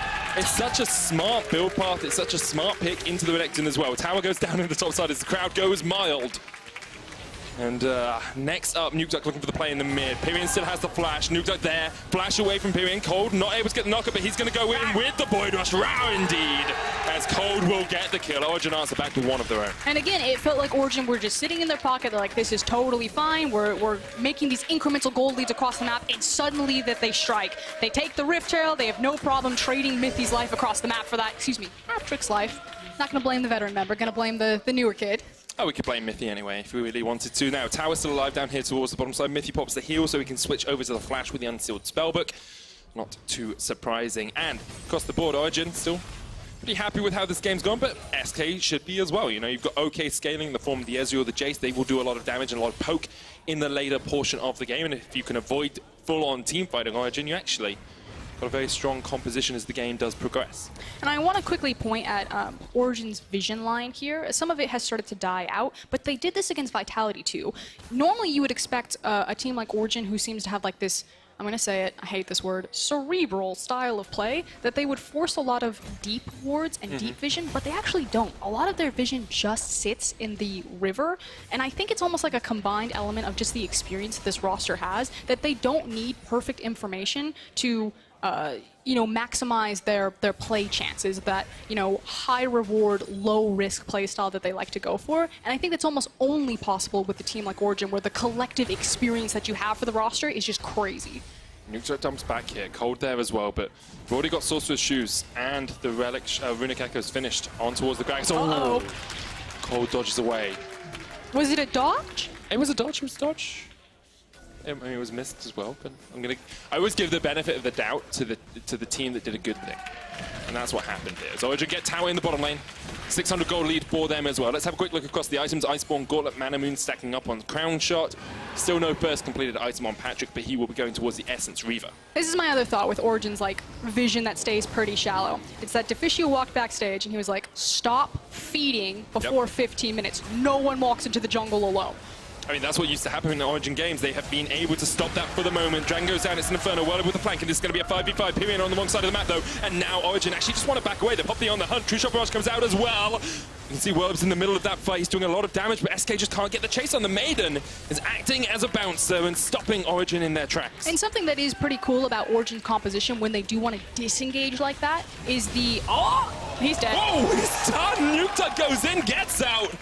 That's another kill for Origin. Great stuff from them. They get the Dragon, second of the game, and a 1,000 gold lead. And then you get cute little plays like that. But what I was saying is that between the Tahm Kench and the Yorick, because we expect this composition to play in 4-1, but when they do play together around objectives like that, their zone control is crazy, and their ability to disengage is pretty nuts. Because you can throw down the baby cage from Yorick, you have the giant Maiden in front of you, and then you can just gobble someone up with Tahm Kench. It's actually really hard to ever lock down Origin. They can very quickly run in, grab the objective that they want, grab the tower damage they want, and then disappear into the night.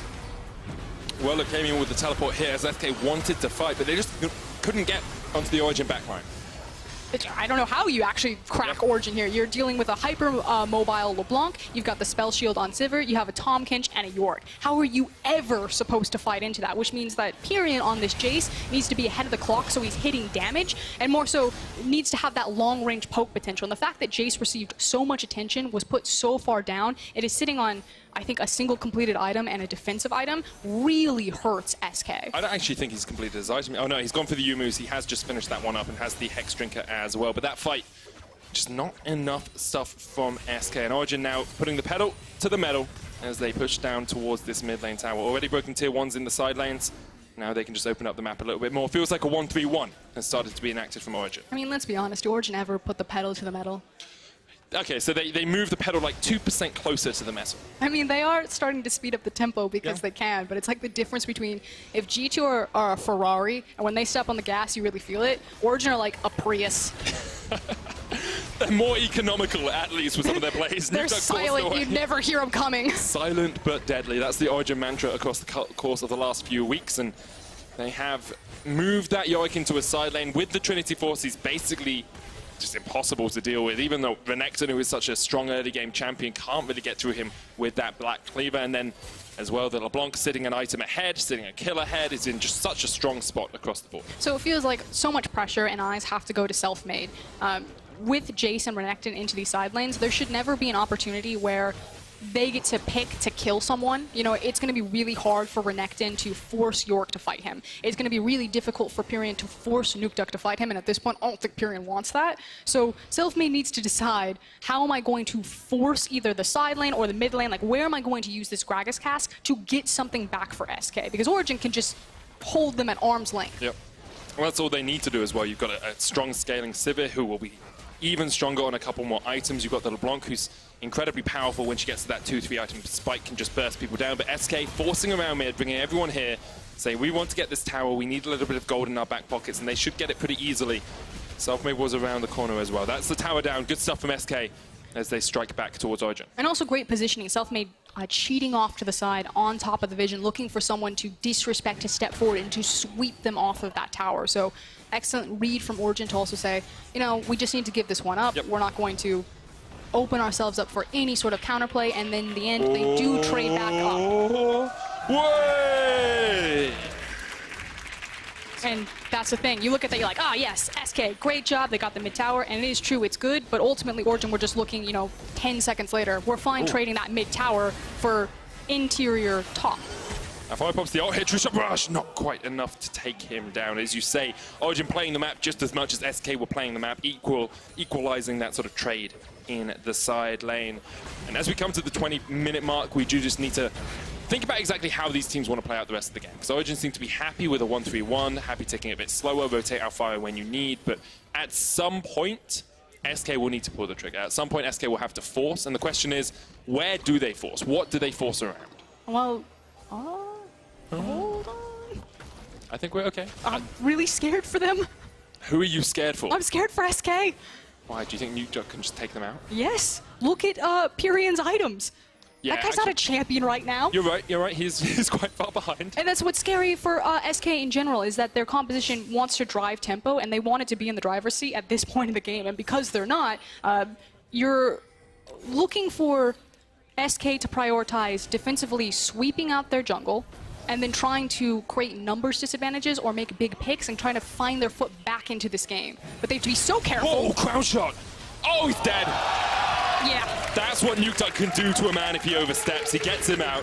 There's the kill. Now they'll go down towards the Cloud Dragon. You asked me who I was afraid for. That's exactly what I was afraid of. But that wasn't Pyrion. That was crown shot. He could have done that to Pyrion. Okay, well, he did it to crown shot in at the moment, and Origin will use that advantage to come down towards this bottom side. You can see 4 members near the red buff of SK. They continue to push in the side lanes. Yes, SK are answering, but every time Origin find a pick, every time they find a little bit of damage, they just continue to starve the life out of SK. And again, it's those paper cuts, but they paper cut you in the same position. I don't know if you've ever gotten a paper cut underneath your nail, but it hurts. Ooh. And that's what Origin are right now. But eventually, they're just going to rip the nail off. As a medical professional, it's one of the most painful feelings I've ever heard of. I'll admit. Paper cut under the nail. It's like, nah, incurable. I'm sorry. Make your peace. I want to bring a little bit of seriousness to SK's plight in this game as well, because when we look at their playoff run, when we look at them at 7-7 at the moment, they're trying to fight to get towards, you know, those 9 wins, which is historically the best point to get into playoffs, but they've still got Splice, they've still got Rogue, they've still got Vitality left to play. And the thing is that you would expect that this game would be hard, possibly the hardest, depending on, you know, who Vitality are starting.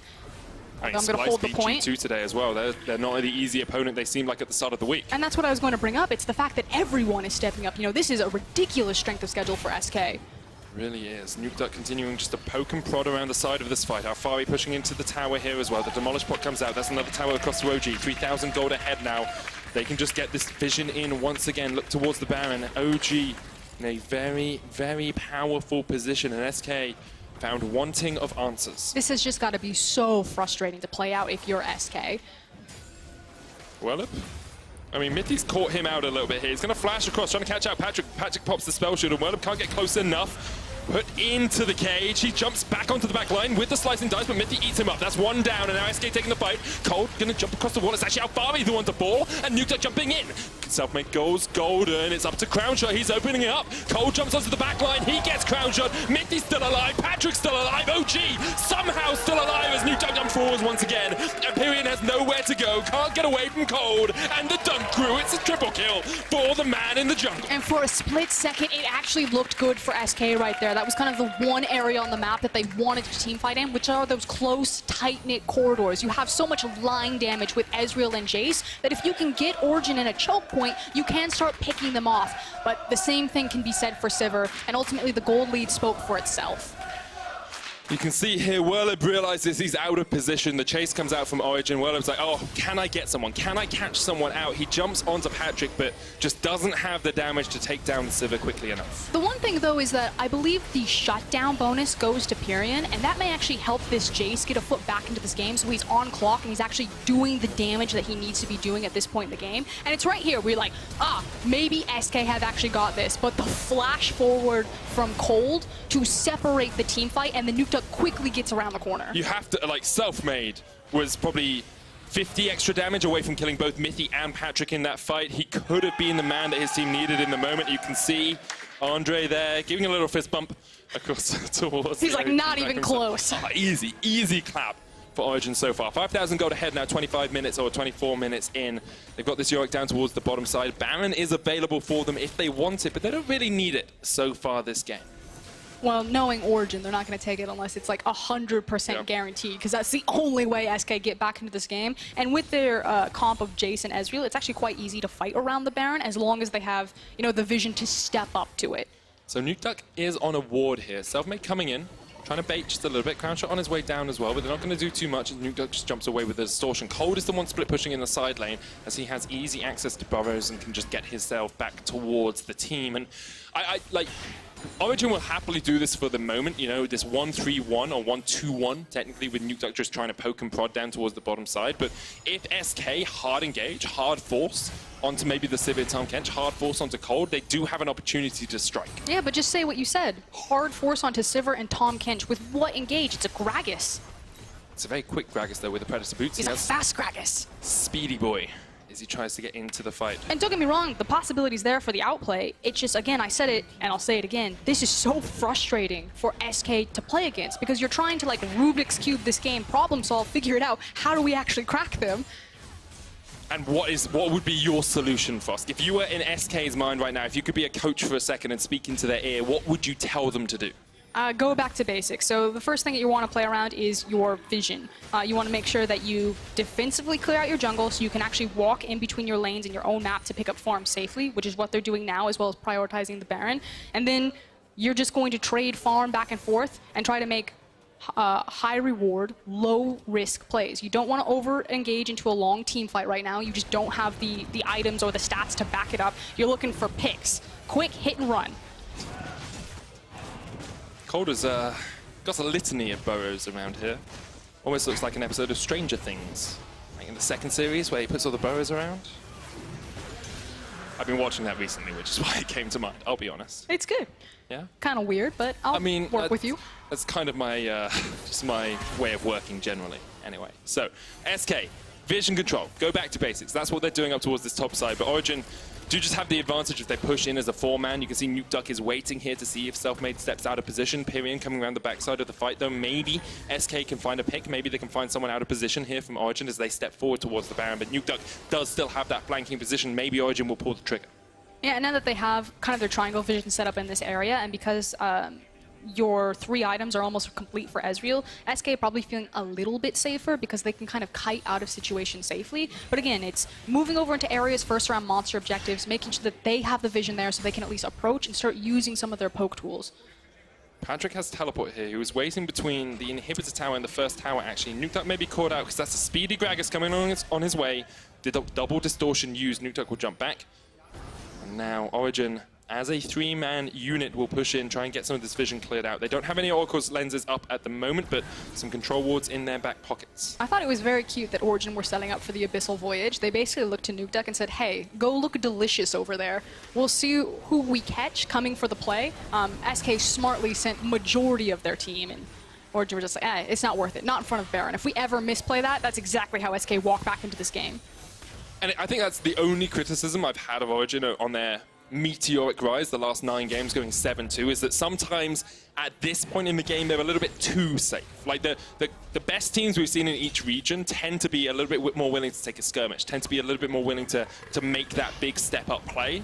And Origin, although they play safely, against a team that would take a 50-50, might sometimes lose out. And there is a conversation that's kind of happening in the wider community. I think Papa Smithy really started it about, what is the optimal way to play League of Legends right now? And it feels like so many teams are going towards that skirmish, risky style, but I'll hold the thought because maybe the trap has been sprung? Yeah, I mean, Mithy's jumped on here by Pyrian. Selfmade there as well as Cold comes in from the side. Patrick there with you on the hunt. Cold forced back, but gets a lot of damage down as Selfmade and gets the boy to sold off. It's a 1-for-1 trade as Yorick and Nuke Duck push down towards the bottom lane, though they're going to lose an inhibitor. Maybe even the base. In time, Whirlib came back to respond, but Origin get everything they wanted out of that fight. Yeah, and that's the 4D chess. It's the fact that you trade jungle for jungle, but as long as you also have the pressure point bottom, Origin now secured their opportunity to step up to the Baron next time. It's going to be pretty difficult to always have a member down there to time with the Super Wave, and this should be a very stock standard. Okay, we wait until the Super Wave pushes in bottom, and then we're going to dance with them around Baron. Seems to be pretty easy stuff for Origin now. As you say, the Super's pushing in that bot wave, just make it so much easier. Quick look across these gold differentials. Big lead in the top lane for Alfari, about 2,000 gold there. I mean, it's about 6,000 gold across the board for Origin. It's just little bits here and there. 2,000 in the jungle as well, actually. Cold having a very strong performance on the Rek'Sai once again. Said it. I think Cold's Rek'Sai, pretty great. Allows him to track. It He's does, more of actually. a, what do we call them? Carnivores and herbivores? Yeah. He's like an herbivore jungle. But he's got 5 kills, though.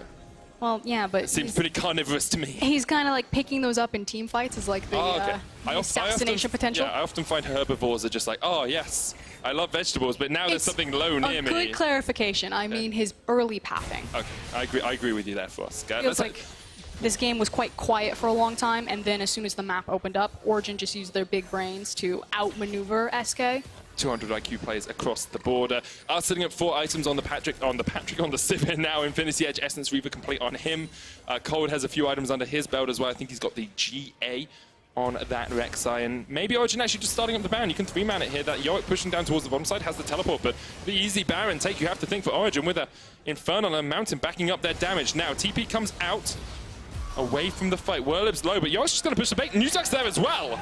I mean, Origin run away, but Origin just taking the base at the same time. Alfari and Nuke Duck are in here. SK ran away from their own base and maybe sacrificed the game. Origin continue their climb up the LEC table with a dominant win over SK. He said they had big brains, Frosk. It's not flashy, but it puts wins on the board. You can see it. You know, Origin were playing with their food. They were pulling SK around the map. They were trying to bait them into opportunities that they wanted to create. And SK, they just got frustrated. Whirlib, teleports. He's like, let's just start a fight. Let's go for it. He's out of position. You understand it, but there's a moment where you're like, well, they did this to us last time when we tried to make a fight and we lost our inhib. And then you make basically the same call again and you lose your base. Like, obviously credit to Origin, they starved the game away from SK.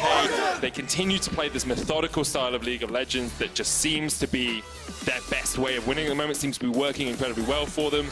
And they continue their climb up the LEC table. You know, they've got a couple of tough matches left.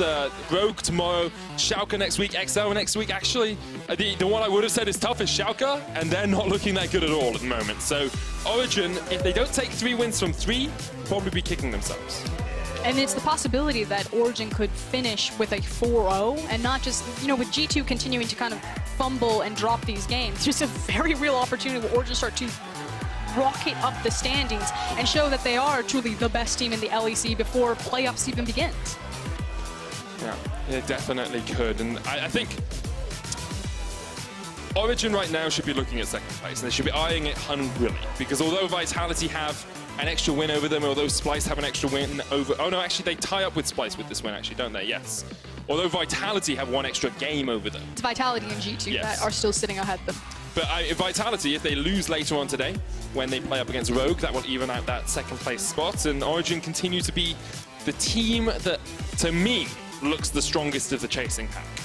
But it's kind of back to that conversation that we were talking about. You know, what is the defining style, the superior, optimal way to play the game? Origin, when I look at them, they almost look like a miniature LCK team. You know, this is the style of League of Legends that everyone praised for so long, whereas G2 seemed to be that, you know, rise of LPL, rise of Invictus Gaming, like scrappy skirmish style. So from a holistic level, super exciting to see the LEC with kind of like so many different styles rise to the top. But now I'm curious, you know, who is going to be able to play both that define themselves as the true champion of the league? Or if one style just comes out on top in terms of the 1v1 battle, you know, maybe we see a 5v5 between Origin and G2, and we see which style is just superior. Because if Cold tracks Jankos as well as he tracks Selfmade this game, can Jankos actually make a play? Can Jankos do anything in the early game to really set them up for success? There are so many good signs in the crowd today. I just don't understand why Andre needed to be put on Cristiano Ronaldo's body. The guy's a beast anyway. What I was going to say, though, is we were like, you know, Origin this, G2 that. Splice just had a massive upset, and Vitality have been sitting consistently back here like, guys, what about us? Yep. And again, it sounds like such a cop-out, but it feels so good to look at the LEC, and you have so many strong teams with very defined styles this late in the season. Yeah, and you still have these teams fighting at the bottom of playoffs as well. I think SK is the best example of that. I'm looking at the top, you're like, but what about the bottom? Every game matters so much. You have to look at both ends. SK, you know, now sitting at 7 and 8. Who are they fighting up against? Who's next? Schalke's still at 7 and 8. You've got these teams down towards that bottom side really fighting for that 5th, 6th spot. As much as the 2nd spot is important, who gets in is really important to me. The answer is for Fnatic fans, and that's all majority of the audience cares about. They're like, okay, SK lost a game again. Yeah. Fnatic just need to keep winning. Hopefully we can slip past them in the standings. That's definitely true. Your options for key player of the game are Nuke Duck, Cold, and Mythy. Go to Outlaw Esports on Twitter and vote. You know who's not in that list? Alphari. Alphari. Various. Interesting. If only I had a detective to tell me why. Oh, that's an entirely different person. I've actually never met Detective the Vedius or Dr. Medius. They're totally different people. Don't know if they're like twin brother or anything. For more on Origin's win, let's check in with Frankie and their jungler. I'm here with Cold, and I'm interested in what you thought of SK's draft, because they were focused in that bottom lane. Yeah, I mean, yeah, they put a lot of bans towards Patrick, but I think that's just a strategy that doesn't really work. He plays pretty much every champion in the game, so I don't think any of us were worried about it. It was just kind of wasted, in my opinion. But I think he's played something like 13 different champions across this split, actually, so he's not someone you can really test in that way. Yeah, I mean, he's so young and talented, and he plays the game all the time. So of course he's gonna have a big champion pool. So yeah, I was a little bit surprised, but I think teams are just trying to look at different ways to target us and see if we are prepared for it. So I think it was all right to try it, but it just doesn't work. Do you feel like SK targeted you differently to the last time you met them? Because it looked really like history repeating itself. I actually think last time we played them, they should have won. They had a big lead on us in the early game, and they just kind of threw the game. I think this time around, we had a better plan, and we knew how to execute the game. So the game was pretty simple. I didn't really feel like they pressured us that much. They were just kind of giving us what we wanted. So. And we definitely learned that you never try and take a team fight with Origin. Every time they came at you when you were tackling that dragon, it all ended in disaster for SK. I actually think they should be winning some of the team fights with their comp, but maybe we just outplayed them. I'll have to rewatch it, but usually we had the control and we had the tempo, so we had the setups on the Drakes, and that kind of gave us an advantage in the fights, I think. Maybe. I've said a little bit of flaming here now, Cold. I do actually need to ask you a question, though, because the thing is about Origin, you're very reliable, you play super safe, and you often win. You've won 8 out of your last 10 games here at the LEC. But can you actually win playoffs without taking any risks? If we can win playoffs, I mean, we will see. We take one game at a time and we play our style, and I think no other team in the league plays the way we do. You say super safe. I think we are more calculated, and we like to play smart. Some of the other teams doesn't like to play that smart, hint at a certain top team. but that is what it is. So this is just the way we play, and I think it works for us. Well, I love a gang of geeks, and I think Origin just might fit the bill. But let's head back to Alex and the analysts, because I know they're gagging to break that one down. Absolutely. Thank you so much, Frankie, there with Cold. So, gentlemen, we've got so much to cover. What a game, what a result. And I think I really like that Cold corrected it. It's like, I don't consider it safe. I consider it restrained. I consider it calculated, I think was the word he used. Does that sound about right? Does that resonate with you? Clinical. Some would say. Yeah, I think that this was typical Origin, what we saw. They are a team, we talked about at the very beginning of the day, where when they make plays, they're kind of looking for those plays that have a 70-80% chance of success. If it's 50-50, they don't feel the need to take the risk, which is why their games seem a little bit slower. But they did some really cool stuff this game, which we're going to talk a little bit later on about. Absolutely. I want to start at the very beginning. Is that Sound of Music? I think it is. Anyway, let's look at those picks and bans, amazing, because your eyebrows were raised before a single second of gameplay happened. So I actually thought that SK targeted Origin in the right manner. I would have picked a strong 4-1-2 as they did. Basically, Ezreal, Jace, Gragas, Braum, you have a lot of contests, you have a lot of ability to basically like create space for you and your team. And Origin so far has shown like almost like inability to play the 1-3-1 properly, which we're going to come back to later. So it's actually the right way to attack them, but it was the wrong execution given the comp. So for me in this draft, I actually like the fact that I feel SK had a lot of early game options so they could leverage, and I think that's the best way to attack Origin, because when they make these random mistakes in the early game where they just die and they fall behind, as we talked about earlier, they're not the team that will make those gambles. So if you can get a strong arm on the game very early, then it becomes difficult for Origin to find ways back in. And I felt like when you draft things like a Renekton and you have a Jace, you actually have a couple of side lanes that you can play around. But as Cold said in the interview, we didn't really see much pressure coming out from SK in the early game. Right idea, wrong execution. That's the summary of the draft? Love it. I would say so. And actually, I was learning an awful lot. I just sat here with Vedius and Amazing, and I watched Amazing teach Vedius about League. Of course, I'm included in that list, bro. I'm not sitting there like, oh, you didn't know? Analyst. Yeah. Sorry, remind me of your prediction this game. Oh, dear. I'm 0-3 today. I'm 0-3. No, but all seriousness, it was specific to jungling, which I'm not going to fault you for not having your head around. But you were praising the route that Cold was taking, and I'd love you to explain it for the So basically, the route that Cold was taking was basically a controlled route where you're greeding on one side, you're basically taking as many camps as possible, so then you can spend longer time on the opposite side because you don't have to return to the same side as fast again because your camps are not respawning yet. Sure. So basically, you don't have any camps to take. On that side, you can spend more time on the other side and basically slow down the game and allow your bot lane especially to just control the pace of the game too, because you're going to sit around them for longer. Right. And I think that helps Origin in general because you want to open up Mithy, you want to allow him to basically just play the game controlled and allow him to roam and open up space later on in the game. That's something they did where they went for crabs, especially on level 6, level 7, when Mithy was actually comfortable getting out of lane phase. Right. And this gives me a perfect opportunity to talk a little bit about Jump. Alfari here, because Hey, now. what you talked about is that the jungler pretty much didn't spend any time around the top side of the map. He did a very greedy kit and allowed him to invest a lot more towards the bot side. And the Renekton into the Yorick matchup is heavily favored for the Renekton early on. Yeah. So Alfari, in a matchup where he had no support, in a matchup that he's losing, actually ended up coming out ahead in that 1 versus 1. Okay. And actually did very well for himself. He certainly did, and he was a big part of how that game ended. And of course, we'll touch on that. But that was he one of the 3 OP players? I don't remember that being a thing. No, but obviously this team fight is going like this is basically a compilation of Nuketek's kind of solo kills where he looks for the opportunities as LeBlanc as he's supposed to, and he basically showcases what the champion can actually do. Every time he sits in a bush, he has a pink bot behind him, basically allowing himself to be in a secret spot where none of the enemy players can predict where he is, and then he goes for the assassination. And it's almost like Nukeduck heard me say that he doesn't make plays or take gambles, and then he locks in LeBlanc, and then he has a fantastic game overall. You got to give credit to the man. He helped build a lot of the early game leads for Origin at the first part of the map, and I think that he definitely had a great game overall. Yeah, and we do actually have that awesome team fight that really did seal the deal. It was the win for Origin around that Mountain Drake, and we can watch that one more time. Can you just walk me through how this, because it looked so good for SK. So the main issue I have with this fight is it's like SK is trying to force something with no real objective to play around it. Origin are kind of in a better position to react to it. Alfari is slightly out of position coming off the flank, but the key thing to note here is we wanted to highlight how good SK is on a mechanical individual level, and keep your eyes on Gragas, keep your eyes on the self-made. He almost wins this fight single-handedly. And if he just had a little bit more damage, if those health bars had been a little bit lower, this could have swung the entire game in favor of SK. And just due to some very good play from the side of Origin and just having that slight mechanical advantage over their opposition allows them to come out on top. But this is the thing about SK that you can never really predict or control. Just look at that picture, though.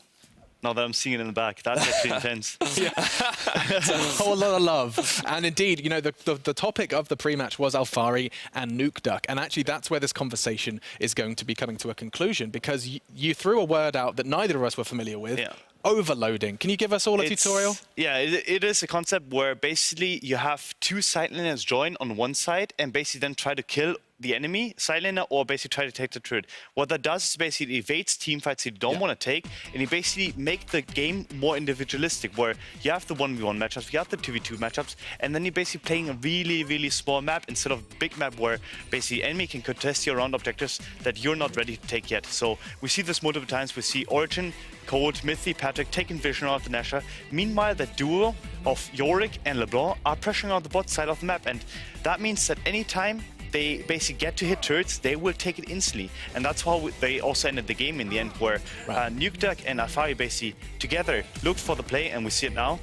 Exactly, Maurice. And I love the fact that the moment SK tried to force something, OG immediately punished on the other side. And I think what's really cool for fans, especially at home, is people are so used to like 1-4, 1-3-1. This is effectively a 2-3 strategy, right? 2-3. And it's something that's not commonly seen because the risks you run is you are leaving potentially your 3-man against a 4-man. And if they win that fight, maybe they convert it into a Baron, maybe they convert it into something big. It has to be quick, amazing. Yeah, it has to be really quick, because otherwise it happens what Vedi just said, where they can just force the Nash. And if they force the Nash, you're stuck in a position where you have to utilize your TPs or you have to utilize basically your tempo completely to get back to the Nashor. And that can backfire in a lot of cases. But in this case, it obviously worked out pretty well. And the execution was just perfect as well, because you look at the vision, you look at how they set everything up, everything was done perfectly for Origin. And for anyone wanting to learn more, I would highly recommend you watch this game again. No, absolutely, yeah. Go ahead, rewind it, watch it, because your key player of the game was Nuke Duck. 55% of the votes, though. It was a toss-up, but Nuke Duck does take it with some sexy LeBlanc play and a big win for Origin. That is it for us now. We're going to be going ahead and taking a break, because coming up next, Vitality look to get one step closer to second place as they face off against Rogue. Don't you go anywhere. You overload me. Next up, Nuke Duck looking to play in the mid. Pyrian still has the flash. Nuke Duck there. Flash away from Pyrian. Cold not able to get the knocker, but he's going to go in with the Void Rush. Wow, indeed. But they have to be so careful. Oh, Crown Shot. Oh, he's dead.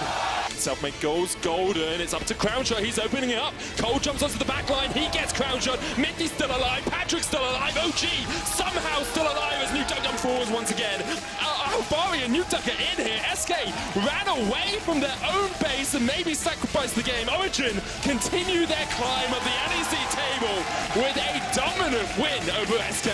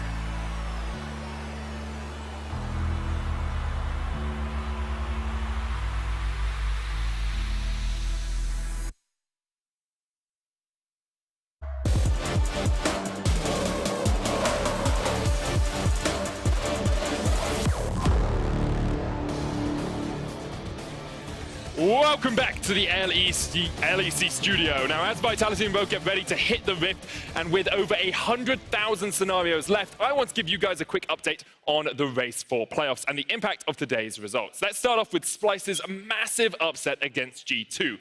If G2 had won that game, they would have locked top spot. But since they lost to Splyce, it gives Splyce the all-important 9 wins, which historically has been the amount of wins you need to make it into playoffs.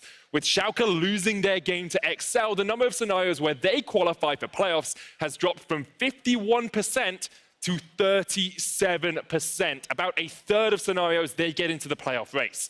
This means also we have a very close fight in the middle of the pack. As you can see, both Schalke and SK are sitting at 7 and 8, with just 3 games left to secure the wins they need to make it into playoffs. Fnatic and Misfits Gaming are also in this group of teams, and they will play up later tonight in our match of the week.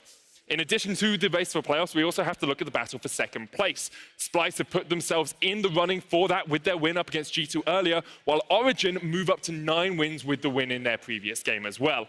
Origin actually secure playoffs in 97% of the remaining scenarios that can play off, and will look to challenge for that second place spot, and with it, the spot in Rotterdam. Now, you can get your tickets for the LEC finals on the 13th and 14th of April at eu.lolesports.com/Rotterdam. So if you want to see G2 and whoever gets that second place spot play, make sure you go on over there and grab those now. Now, of course, that's going to put the pressure on Vitality, who look to defend their spot with a win in the next game against Rogue. So we're going to hand it over to Vedius and his discount casting partner, Quickshot.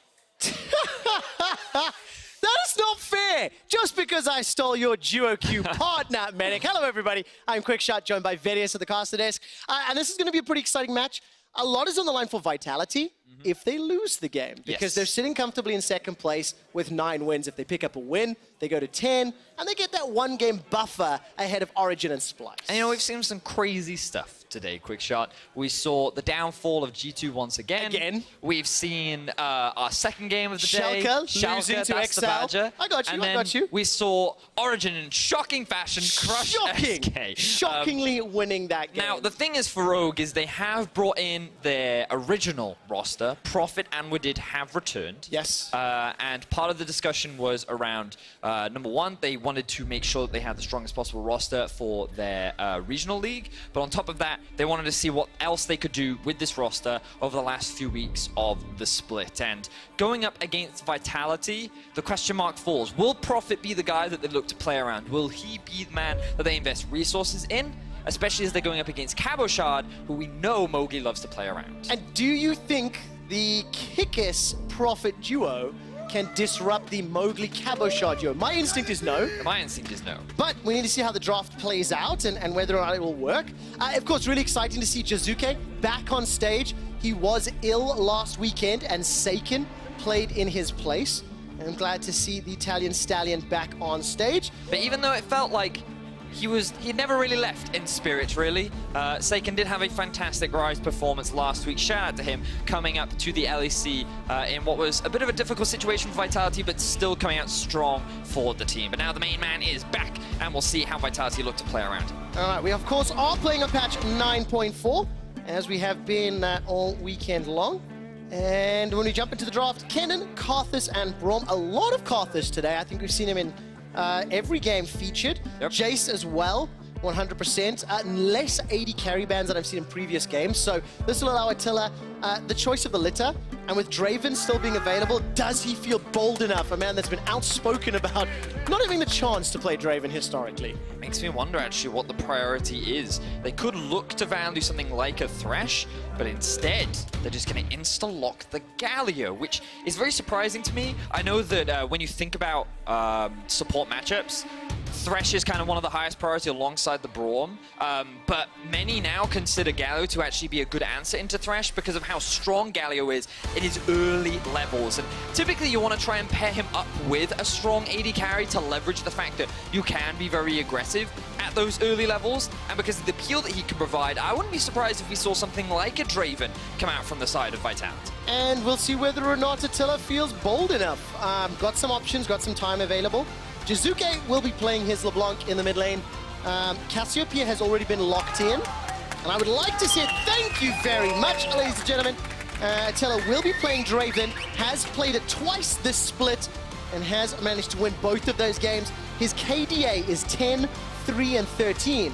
Is it going into Cassio Thresh, which I believe was the lane we saw earlier today? Yeah, it looks like it for now that Cassio will be the one played in the bot lane if this Lissandra comes through.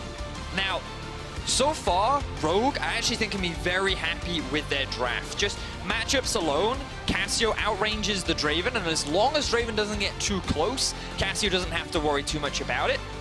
And for Lissandra, I think she is the best pick into LeBlanc right now. She makes that laning phase extremely difficult, and we can talk more about it once we actually get into the game, because there's a lot of complexity to it, but basically it limits a lot of the kill potential that makes LeBlanc so strong in the laning phase. Well, let's see how the rest of the laning phase, draft rather, pans out. Irelia taken away.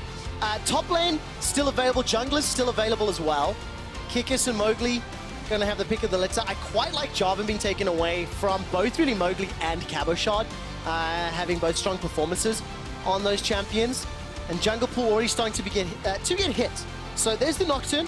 That's denying that from Kikis, who has played a number of champions this split.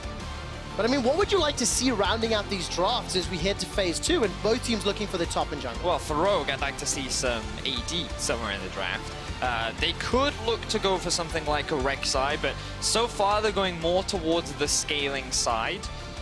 Thinking about what else they could go for, because they don't know what the top or jungle is, I think the safest bet for them would be go for a jungler. Maybe something like an Olaf could be pretty effective here. With the Jarvan gone, Rek'Sai is another option, but it's very early game focused, and I don't know if they need that with the draft that they're currently going for. And also, do you really want to try go toe-to-toe early game with Vitality? Bold call. I mean, maybe it can work, right? Lee Sin's going to be the last ban here from Vitality, and if you have just joined us, Nico finds herself in the ban pool. It is a champion that is featuring in the bot lane a lot. Normally I don't like to talk about bans, but it's something that's just kind of crept up in this last week, and maybe we'll get a chance to see it tomorrow. There's that AD champion you were talking about, Vedius. It is Renekton locked in for Profit. 100% presence today.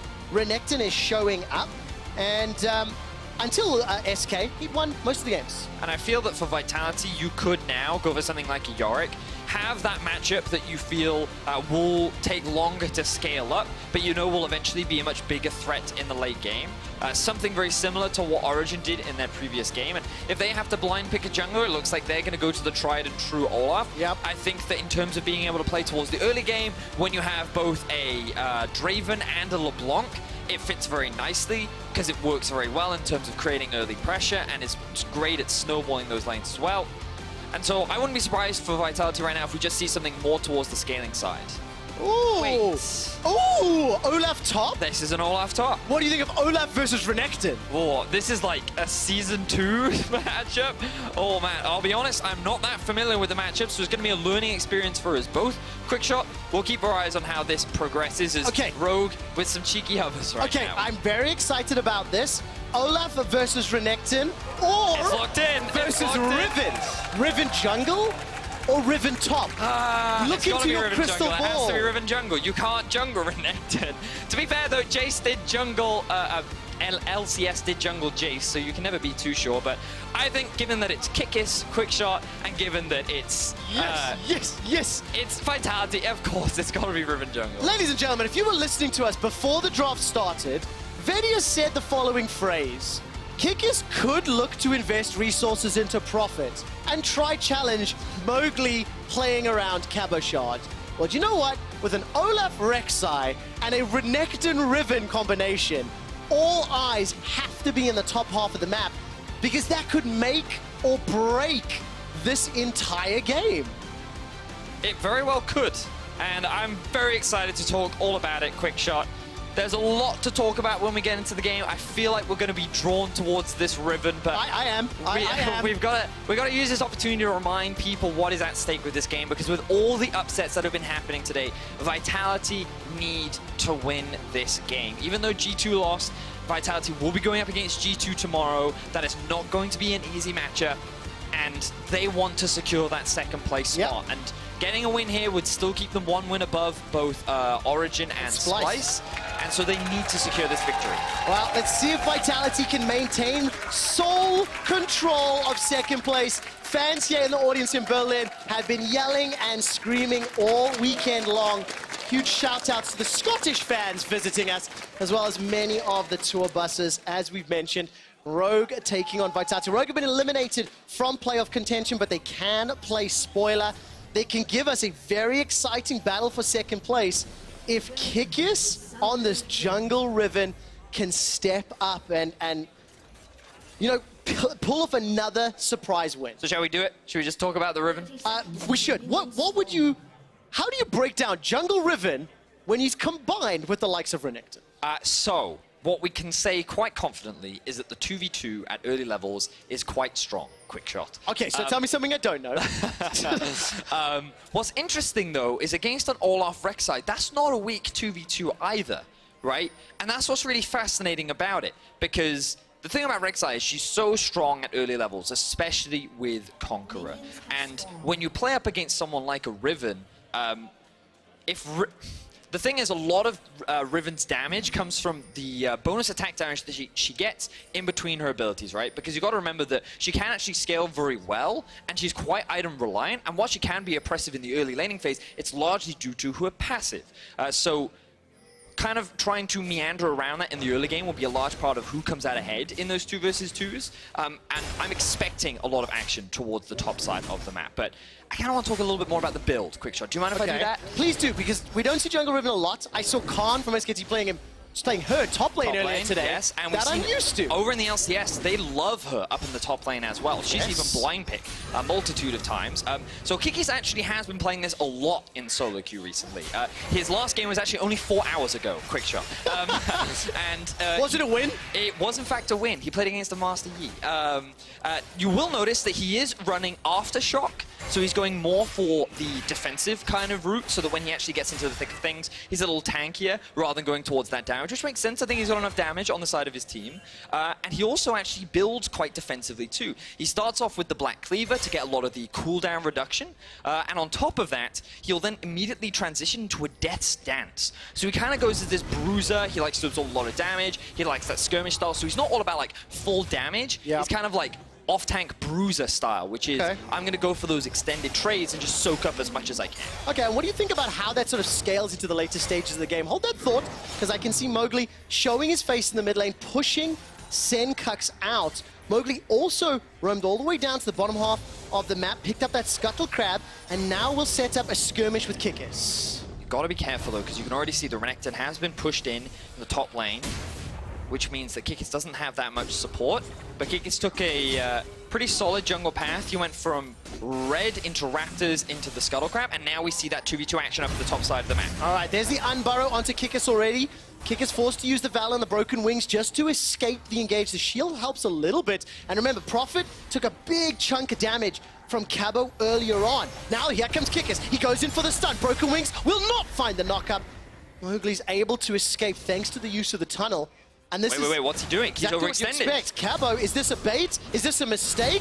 What is this? Here comes Mowgli. There's the burrow into the flash knockup. Cabo keeps throwing out the axes. The undertow, the reckless swings. It's a double kill for Mowgli. So there we go. The 2v2 has been decided. Rek'Sai and Olaf is clearly the stronger. It didn't help that Kikis had the lower HP, but Vitality off to a commanding start. Exactly what you wanted to see. Playing around the top lane. Initially, we thought that was going to go bad for Cabo and Olaf, but the lower HP Olaf is, the scarier he is, and he managed to use his flash flawlessly to get out of range. So this all starts off with Kikis trying to collapse onto Mowgli with Prophet. Now both junglers are actually at similar HP, but remember, he regenerates thanks to his passive. Now in this situation, it looks like Cabochard is overextended, but Mowgli makes the crutch decision to flash in, get the knockup onto the Riven, which means there's a large period of time where she can't then deal damage, and so both Cabochard and Mowgli can focus him, while the cooldowns are sitting there for Prophet, meaning he doesn't have the damage. So basically it all comes down to the fact that Rek'Sai and Olaf get to auto-attack you much more often than the opposition, which is ultimately more damage, which is why they won. And that's why Mowgli got 2 kills. You can see some of his season-wide stats thus far. A jungle contradictions is something that our stats team was talking about. You can see counter jungle percentage, the amount of time that Mowgli spends in the enemy jungle. His experience difference is pretty low. Then his jungle proximity, again, some of the lowest in the league for junglers, but his kills plus assists very high, so he's very efficient with his time. When he does gank, And you can see why. He responded to the top lane, picks up 2 quick kills, and now by continuing to apply pressure, increasing that counter-jungling percentage we just talked about, and helping out Cabo push that wave in, build up even more of a lead against Profits. Yes, and we haven't really talked about it because we got so distracted by the Riven, but on paper, initially, I wouldn't think that Olaf would be that strong of a matchup into the Renekton, but Cabochard must have picked it because he believes it to be a counter. And I think one of the biggest things is that Cabochard, it's very easy for him to wave clear while also stick to a Renekton. Yep. And the thing about Renekton is he's very good at these short trades where he dashes in, stuns you, hits you with his Q to get that AoE damage and also a bit of a heal off, and then he dashes back out and the opposition can't really do much. However, when he tries to go in onto an Olaf, he's going to get slowed almost immediately. You also have the ultimate later on to break out from that stun. The lower your HP on an Olaf, the more you can just get that attack speed and lifesteal, and you also have the true damage on your E as well. So in terms of just trading in lane, I feel like Olaf will often come out on top, which means that he regularly gets priority. And if there's ever any 2v2s and Renekton tries to slice and dice to safety, well, undertow after undertow, as well as the tunnel chasing power from Rek'Sai plus Void Rush, once Mowgli gets access to the Queen's ulti. And you can see Mowgli making it very clear. It was obvious in draft what was going to be happening. So hey guys, and this is a playstyle that Mowgli doesn't like. If you don't know, Mowgli likes to camp top, and once again, he's demonstrating that. All right, so there's the Ragnarok as Cabo backs away. Gigantic wave of minions, not much going to be lost because Kikis was able to respond, is in range to actually help out. And of course, while all this is going on, Vitality have accrued themselves 1,300 gold lead. Strong CS advantage for Cabo already. And we've seen some trading, both middle and top lane. You can see down in the bot now. EQ tries to put the miasma down, getting good damage onto Attila. Attila forced to flash. Death Sentence connects onto Jack Troll, but Wadid, 200 HP. No damage dealer to stick with, though. EQ's running low on mana, so he can't chase. Is going to go forward, gets the Noxious Blast, and backs away. Hiku, not sure that flash was necessary. Now Senkuk's going to get caught up. Ignite is not available for Jizuke because he's running the cleanse. And Senkuk's escapes with his life for now. So a bunch of stuff just happened. But what does it mean? And what I love to see is that we're already getting a lot of action all over the map. And it kind of ties back to a lot of what we talked about in draft. Number one, Vitality, primarily playing around Cabochard. This is something that is not uncommon to Vitality, and it's something that has actually proven to be very successful, given overall how Cabochard has played this split. We also see in the bot lane the Draven versus Galio, how strong they actually are in the 2 versus 2. But against the Cassio, if she is not your focus, it's very easy for her to turn things around in your favor. Just because of the spammability of her skills, and thanks to Phase Rush in her runes as well, it's very easy for her to stick to you too. So they actually come out on top, and they force both flashes out from Jack Troll and Attila. But now Mowgli has decided he wants to help out his bot lane. They have no summoners, but neither do rogues, so they want to try and help out and alleviate some of this pressure. Really good early game here from Mowgli. I think he's shown his face in every single lane, like twice at this point already. Just pushing this advantage and just being, putting extra pressure on the rogue players. And that's why rogue continue to fall further behind. Up to 1,1700 gold lead. Some early backs have come in, so Kindle Gem picked up for Senkux. He's got the double Doran's rings and the Cursed Seal. Interesting. A little bit of survivability, cooldown reduction there as well to survive some of the bursts that can come from both Rek'Sai as well as LeBlanc. So I talked about in draft how Lissandra is one of the best picks into LeBlanc.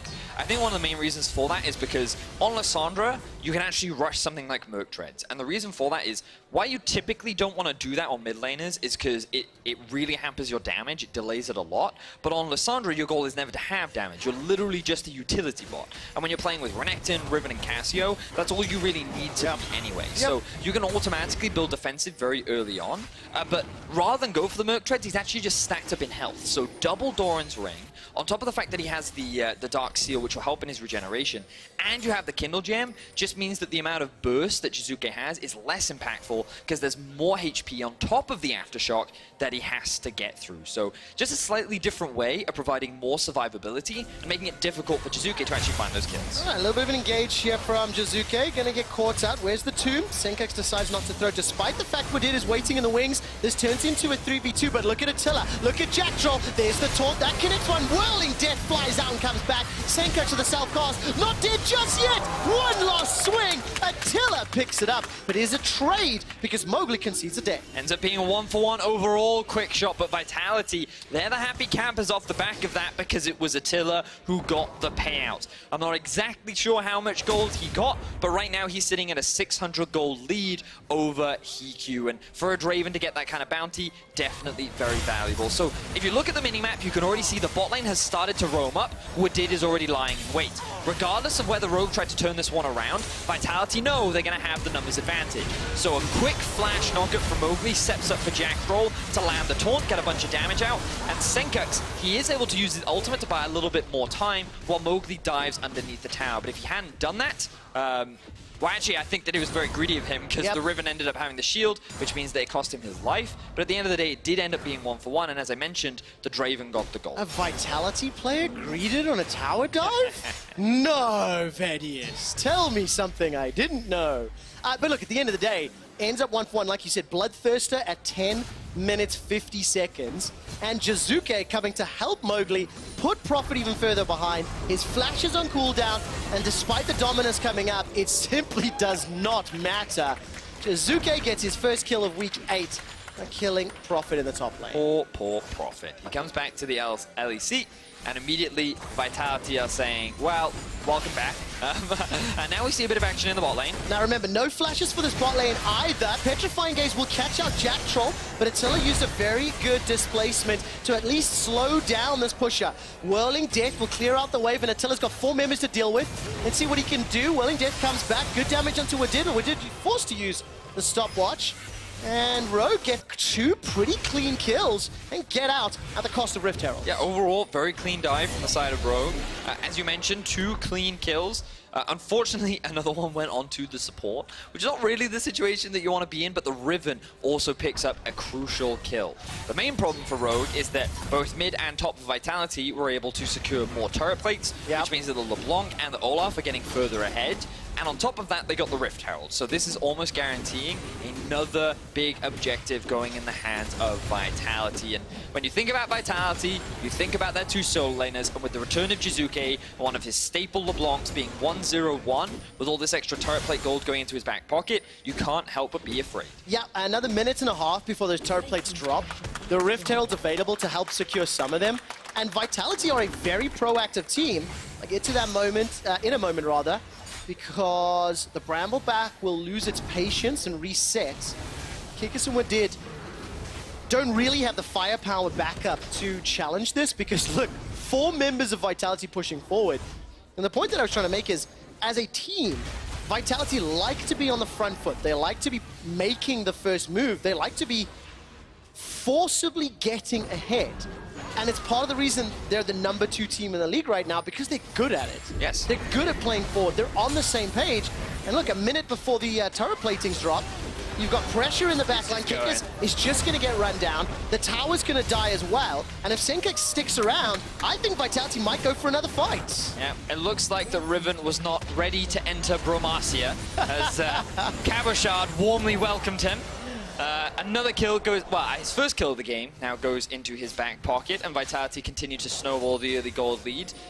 Really beautiful stuff from Vitality, and I just really wanted to reinforce what you were saying, Quickshot. They are the 2nd place team, but often their playstyle doesn't really feel like that because sometimes they seem very scrappy, sometimes they seem a little over the shop, and sometimes you're even wondering what this team is doing. But ultimately, they have a very similar style to G2. They have a lot of playmakers on their team. A lot of them will take those 40%, 50% chance. Ooh, fight Oh my word, Attila! Reaction speed was insane. Insta turnaround. Didn't see whether it was buffered, but and Hiku committed a flash for that. And it's funny because those plays where you say we can make those work, right? He's actually, like, this is a prime example. Attila with no cleanse in a lane by himself, where he doesn't have that much vision towards the bot side of the map, is standing far forward in the lane, within flash range of Cassio, and he's like, I don't care, I can outplay this. Like, I know I can outplay this. And then he does it, right? And you sit and you're like, that's a really impressive play. The other 50% of the time, you're like, Attila's killing himself. What I will say is 55% of the time it works. Yes. 45% doesn't, because this is still a team that's 9 wins and 5 losses in second place. Exactly that. And that's why they're so fun to watch. And unfortunately, they don't quite have the same refinement as G2. That's the big word for me. It's less refined, slightly more chaotic or explosive. You know? But ultimately, a lot of the plays that they make are well informed. And a lot of the things they try to do are not random. They're actually planned out in advance and they're calculated. And we've seen already in this early game a lot of the top lane dives trying to get Cabashard ahead. And you can, right now, their vision isn't the best. But you can kind of see that they're setting up vision around the top side of the map to try and allow Cabashard to play this aggressively. And I'd like to see them push in a little deeper now that they actually control the top side river. But that needs to be the next step for Vitality. Get a little bit more vision control, have a little bit more ownership over the map, so that your side laners can actually look to play more aggressively and use the leads that they built up. Well, this lead that you mentioned is 5,000 gold right now. Vitality are now going to get caught into a little bit of a fight, or is it Rogue? This looks like at least 1 kill onto Mowgli.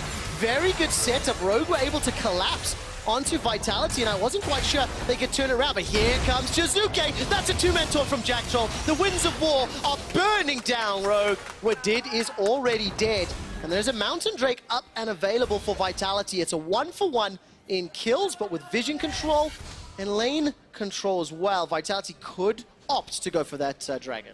It looks like that they could. I'm surprised they're not. Perhaps it's because Mowgli is dead and they don't have a jungler, so they'd rather just push in the waves, try and get some more damage down onto the towers. But this is one of those situations where you're like, what are Vitality doing? They actually weren't in a situation to be trying to get vision on the bot side of Rogue's jungle, which means that they do end up getting caught out. The problem is here that they actually clump up, and there's another one plays like, you know what, we're numbers down, but we don't care because we know we can outplay you. You've actually used a lot of your ultimates, and this is a situation where we can actually come out on top. I mean, look at the item disparity. Luden's Echo, Sork shoots 5 stacks on 2 Dark Seals for Jizuke. He's 2-0-1. The team is up 6,000 gold, and yes, they have a numbers disadvantage, but when you actually add in the combat stats of the additional gold and everybody clumped up for the distortion damage, it goes pretty well for Jizuke and Vitality. And with, of course, that bottom tower going, that's all 3 out of town secured in favor of Vitality. They extend that lead even more. They get an uncontested Mountain Drake.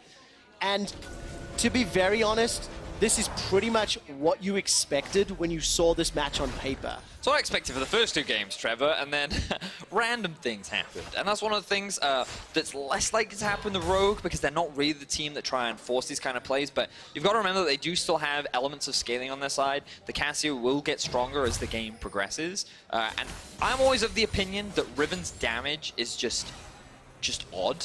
Because there are weird pockets where she seems to do loads of damage, which is in lane, and then she like gets 2 items, and then it feels like that she doesn't do a lot of damage, and then all of a sudden, later on into the game, maybe she's at like 3 items, she can just one-shot my AD carry.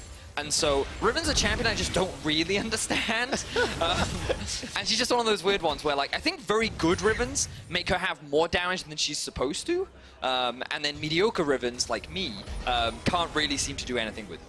Well, where does Kikis fall on the scale? I'm going to find out. That's the ultimate question. So far, he's 1, 2, and 3, and doesn't even have a black cleave yet. So I'm not scared of his. That was not a very nice question for me to set up. I definitely should not have gone that direction.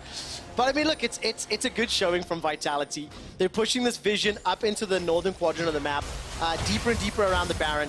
We're getting close to 20 minutes, and take a look at Mowgli. I wondered if he was going to fancy a shot. The whirling death! Oh my word! Here comes Jizuke. There's a good defensive flash from Senkax, and there goes Void Rush! I knew Void Rush was going to get the kill, I just didn't think it was going to be in that way. And we do have a quick pause coming out from Senkax, so we will find out what that is for you. Look at Jizuke. There's Jizuke. Now, I will admit, the spectator side, looking at where Mowgli's Rek'Sai came out after the Void Rush did look a little odd to my eyes, but it was pretty clear Vitality were going to go for that dive. And as I can see, ultimately has rewound on his client. Yeah, so the moment Senkax used his ult, he should have died anyway. But I don't know. I don't really know what's odd. Yeah, no, that was perfect. Yeah. I think it was a flash from Jizuke that threw me off. as well. Oh, yeah, because So- he goes back to his clone. Right? Exactly, exactly. So nevertheless, we will get confirmation exactly why we believe Rogue and Senkux paused, and we'll let you know. But for the time being, just to step back and once again remind everybody, if Vitality pick up this win, they will end the day with 10 wins and 5 losses, and they play G2 Esports tomorrow. That is going to be a very hype Match of the game, day. especially with G2 losing today. And, you know, all 3 of their games have been lost in the back half of the split. Yeah. G2 are donezo, Vedius. It's really weird for me as a cast to talk. Can we talk a little bit about G2 right now? Because we are on a pause. Quick shot. Do you mind going down that route? The thing is about G2, right, is that when they play against Vitality tomorrow, I actually have no idea what to expect. Because Vitality look very clean right now. There's a lot that they're playing for. They want to try and secure top 2, but for G2, they've already guaranteed top 2. So they actually have a lot of freedom in how they play the rest of the regular season. They could look to take it a little bit more easier, because then once you get closer to playoffs, they can then look to try and... So that man on your screen will not be playing easier in any of the games. No. I don't think Vitality have that gear in them. No, I don't think they do, but I do think G2 do. And I think they're the kind of team that will... I mean, I think they showcased it today. I think that they take a lot of risks in their draft. I was very critical of their draft today because I'm all for trying new things or trying different ways of playing or maybe refining strategies that you're not that good at. But I honestly just think that they drafted poorly today. There's a huge Attila fan base here in Berlin. And you can see the Portuguese flags in the crowd. And obviously, as soon as Attila's on screen, the crowd erupts in cheers. Thank you for that one, making some noise. But yes, as you mentioned, you know, G2, they're sitting comfortably. They're secured top 2. So definitely going to be going to Rotterdam. And what matters is one of the things that I find very interesting is how teams peak. When do you find your strength? When do you hit your maximum strength? Because when you get to those best of 5s in the playoffs, that's when it matters the most. And of course, Vitality are just a few steps away from that second seed. Their strength of schedule is relatively easy, all things considered. We will actually talk about that once we get into the game. And just remind you of how many matches remaining Vitality have left to play and which ones we expect them to win. So can we just appreciate one small thing? Okay, tell me. When they recently gave a quality of life buff to Olaf, where you can now see his pickup radius. Yes. And on the Brolaf skin, it now says Graggy Life It does. on it. Graggy Ice, I believe. Oh, Graggy Ice. I'm pretty confident it's Graggy Ice because it's the same as the Gragas barrel. I do have an update. League officials have investigated a potential bug involving Rek'Sai's ultimate, but have determined that we will play on after reviewing the shadow plate from Senkux's perspective. So yes, I saw the Graggy Ice on the floor. I always get nervous bringing that up on broadcast because it's not really a topic we cover a lot. Oh, I actually have no idea what it means. It's just, I just like... So I tell you what, Gragas Yeah? invented Graggy Ice. Okay. Gragas's ice called brew. Oh. Yeah. Okay. And it could, you know, it could be root beer. Yeah. It could not be. But we'll just leave it at that, shall we? Bro. So we're back into game now, quick shot. Do you want to summarize what happened the last 18 minutes? Lots of dying. Riven has done nothing. And... That was a pretty terrible summary. Jizuke and Kabashad are already fed. I forgot their names. I don't know why I do that. It's not like we're in week 8 or anything. I know, right. But I'll add a few more points here. All right, if you insist. 7,000 gold lead. Mountain Drake, 4 towers to 0. Vitality's proactive play around the map, and I think led by Mowgli. Mowgli's ganked every single lane and been very successful in the top lane. Has really been the thing that sort of snowballed Vitality once again, and I really like what Mowgli has done for Vitality because it really, really helped refine and define their identity this season. Sure has. Now we see the 1v1. Olaf versus Renekton. Well, there's a flash over the wall. Here comes Kabashad, Ragnarok and Ragnarok. He's got 1. He's looking for 2. A new challenger appears. EQ's looking for the counter kill. And it will be secured by Senkux. But I think that was a pretty bro-mantic performance, that was no? bro successful. No, we really suck at that, right? We were not in any fraternities in university. That's what that tells us. I don't think my university had fraternities. Anyway, point is, so I have to be critical of Vitality there because their top laner just generated a huge amount of pressure towards the bot side of the map, and they actually didn't try and push anything. They tried to help him, which is the mistake. You don't really want to go to that lane, you want to try and push somewhere else on the map. And while now they are using it to get vision around the river, and now they have secured the mid tower, they could have been a lot faster, and they probably could have gotten a lot more off the back of that play. And now they're looking once again for another fight. Well, here comes Cabochard. He's jumped onto Senkux. Ragnarok is thrown down once again. Senkux with the self-cast on the ultimate. Death Sentence will catch one. That's a kill for Atala. There's the Portuguese fanbase screaming in support. Flashes over the wall. Void Rush was already used by Mowgli to pick up what was a solo kill onto Hikyu and Jizuke. He's found one dead. He sidesteps a Death Sentence and waiting for the spell rotation. Distortion out. And Jizuke's on a rampage. 4-0-3. The base is broken open. And Vedius, it was a long con from Vitality. Yeah, you know, I can criticize all I want, but the reality is they've made it work. They're on the Nexus Towers. Vitality looking to crush Rogue in 21 minutes. 11,000 gold lead. Vitality are smurfing against Rogue. They will take down the second Nexus turret, and here comes Kikis trying to push forward with that broken blade. Is instantly cut down where he stands after being unburrowed, knocked up into the air. Now Vitality aren't done yet. Still fancy themselves another fight. Prophet actually teleported way deep into the middle lane, expecting Vitality to back away, and that was the mistake. There's a flash for Attila, jumps over the petrified gaze. Can't find the kill into Hikyu, but in the back line, Prophet is already dead before he can do anything. Senkux gets tagged by the undertow, and Cabo's just gonna run him down. The swag finish with the hourglass. The Nexus is now the focus at 22 minutes on the clock.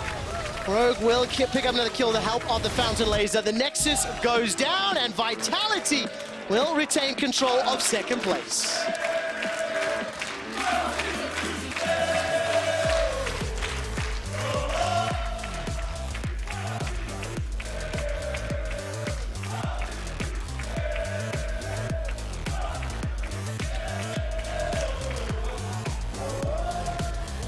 Absolutely love hearing the chants, the cheers, the songs from the fans here in Berlin. A beautiful performance from Vitality. Yep. You can criticize, of course, but... No, I mean, like, sure, there are areas of criticism, but ultimately, they got the win. Yes. You don't need to, right? Like, that was a great game. I love the decision-making, I love the confidence. Ultimately, it worked out for the best. Cabochard on his Olaf, man. What a great pick. There you go, ladies and gentlemen. Renekton was the flavor of the day, and now Cabochard has just shown you a counter pick. 2-2 Renekton today. Cabochard's Olaf, definitely very impressive. And kudos to see Attila back on Draven as well. Still undefeated this year, 3-0. And this is the thing. We wanted to reinforce today that Vitality, you have to respect them as a team. They do have that very G2-esque playstyle. And something that Frost said earlier in the day is we have so many strong teams in Europe that all have their very own identity. And while Vitality possess many similarities to G2, they have so much uniqueness, and they still have their own identity that just makes Vitality Vitality. It's just those small differences in how they play out some of the skirmishes, the small decision-making differences between the teams, but it is a very similar style, it's a very similar flavor, and it's arguably the reason why both of these teams are the top of the table. This playstyle in this meta, with a number of viable champions that you can play really across the map, and both teams are excelling. I mean, look at Yamato. I always find it funny when you look at a game like this, number 2 versus number 10. You can nitpick some of the plays, but it was still a beautiful victory. And we've actually got some highlights of the first top lane Olaf in the LEC 2019 Spring Split. I want to take a look at those clips in just a moment. I can actually see Cabochard chatting to Frank as well, so we'll get a word from him after these plays. But this is pretty hype. Yeah, and I wanted to know who would win out on the 2v2. I was more inclined to believe that maybe the Renekton Riven would, but then you look at it, Olaf, Rek'Sai, extremely strong in this setup. And I love the fact that the knockup coming out from Mowgli, combined with the spammable undertows, combined with all that bonus attack speed that you get, just makes it ridiculous. And who can forget this? Let's call an outplay, shall we, Quick Shot? I'm looking for Graggy Ice on the floor. Can you spot it? I mean, he picks up 1, he picks up 2, and then eventually... Yeah, he picks up 1, kill, picks up 2, kill, and he's doing exactly the same with the axes. And this man was just on a tear right now. There we go. Craigie Ice finishes it off. The swag finish for Cabo Shot. I mean, nicely done. Oh, we didn't have the Zonyas under the tower. We that was didn't. the only one we were missing. So, Vitality play G2 Esports tomorrow, and next week they play XL and SK Gaming. As far as strength of schedule is concerned in terms of games and teams and opponents, outside of G2, they have 3 relatively easy games. Did you see XL today? I did indeed, and we need to see, can XL continue to play spoiler and trip up Vitality? I feel like they're just the team that Next could ruin Friday, we'll everyone's- find out. Yes. Before we get to that, though, we do need to talk about key up player of the game. Your 3 candidates, Caboshard, Mowgli, and Jizuke at LOL Esports on Twitter. For me, it's a 2-horse race, Mowgli or Caboshard. I love Jizuke. It wasn't about him today. Both very solid candidates. Yes. I'll leave the fans at home to That's decide. it. You have to decide. We do not have the power here. Be sure to check out at LOL Esports on Instagram for our International Women's Day Instagram takeover. We're featuring the women and non-binary individuals that help make LEC an incredible show. Happy International Women's Day to each and every lady out there. To get more insights on Vitality's win, here's Frankie standing by with Cabo. Hello. Thank you very much, Quickshot. Now, that was a classic, confident Vitality performance, Caboshard. Tell me how that match was for you. We felt really in control. I think it was nice for us to prove that because last time we played Rogue, like the early went sort of well, but then we fell over and we had to backdoor to win the game. So this game, yeah, we knew from the get-go we had the 2v2 top lane, we did it, and then from there on we just took towers after tower and went forward. Now, an interesting pick from you as well, because that's the first time this split that we've seen Olaf in the top lane. What made you pick him? Actually, it's one of the picks I really love. I was playing it a lot in Gambit 4 years ago, and even Vitality the first year, and like, I'm not sure it's a pick you can play that often, but in this kind of matchups, actually, I think you can play it for sure, and yeah, this game, I was really happy to play it. So we might see you pick Olaf again. Maybe, yeah, sure. We love to see it. Now, I want to tell you something. Voskurin backstage was saying that she thinks you're the best top laner in the LEC. What do you make of that? Thank you. Yeah, I think after I played the Shy, especially last Worlds, it really refueled me to like go to the next step. And since then, I'm really trying to push my limits and become the best. So yeah, thank you. And Vitality is fast potentially going to become the best because this is the best split you've ever had. And you've been on this roster since 2015, Caboshard. So why do you think the guys are doing so well?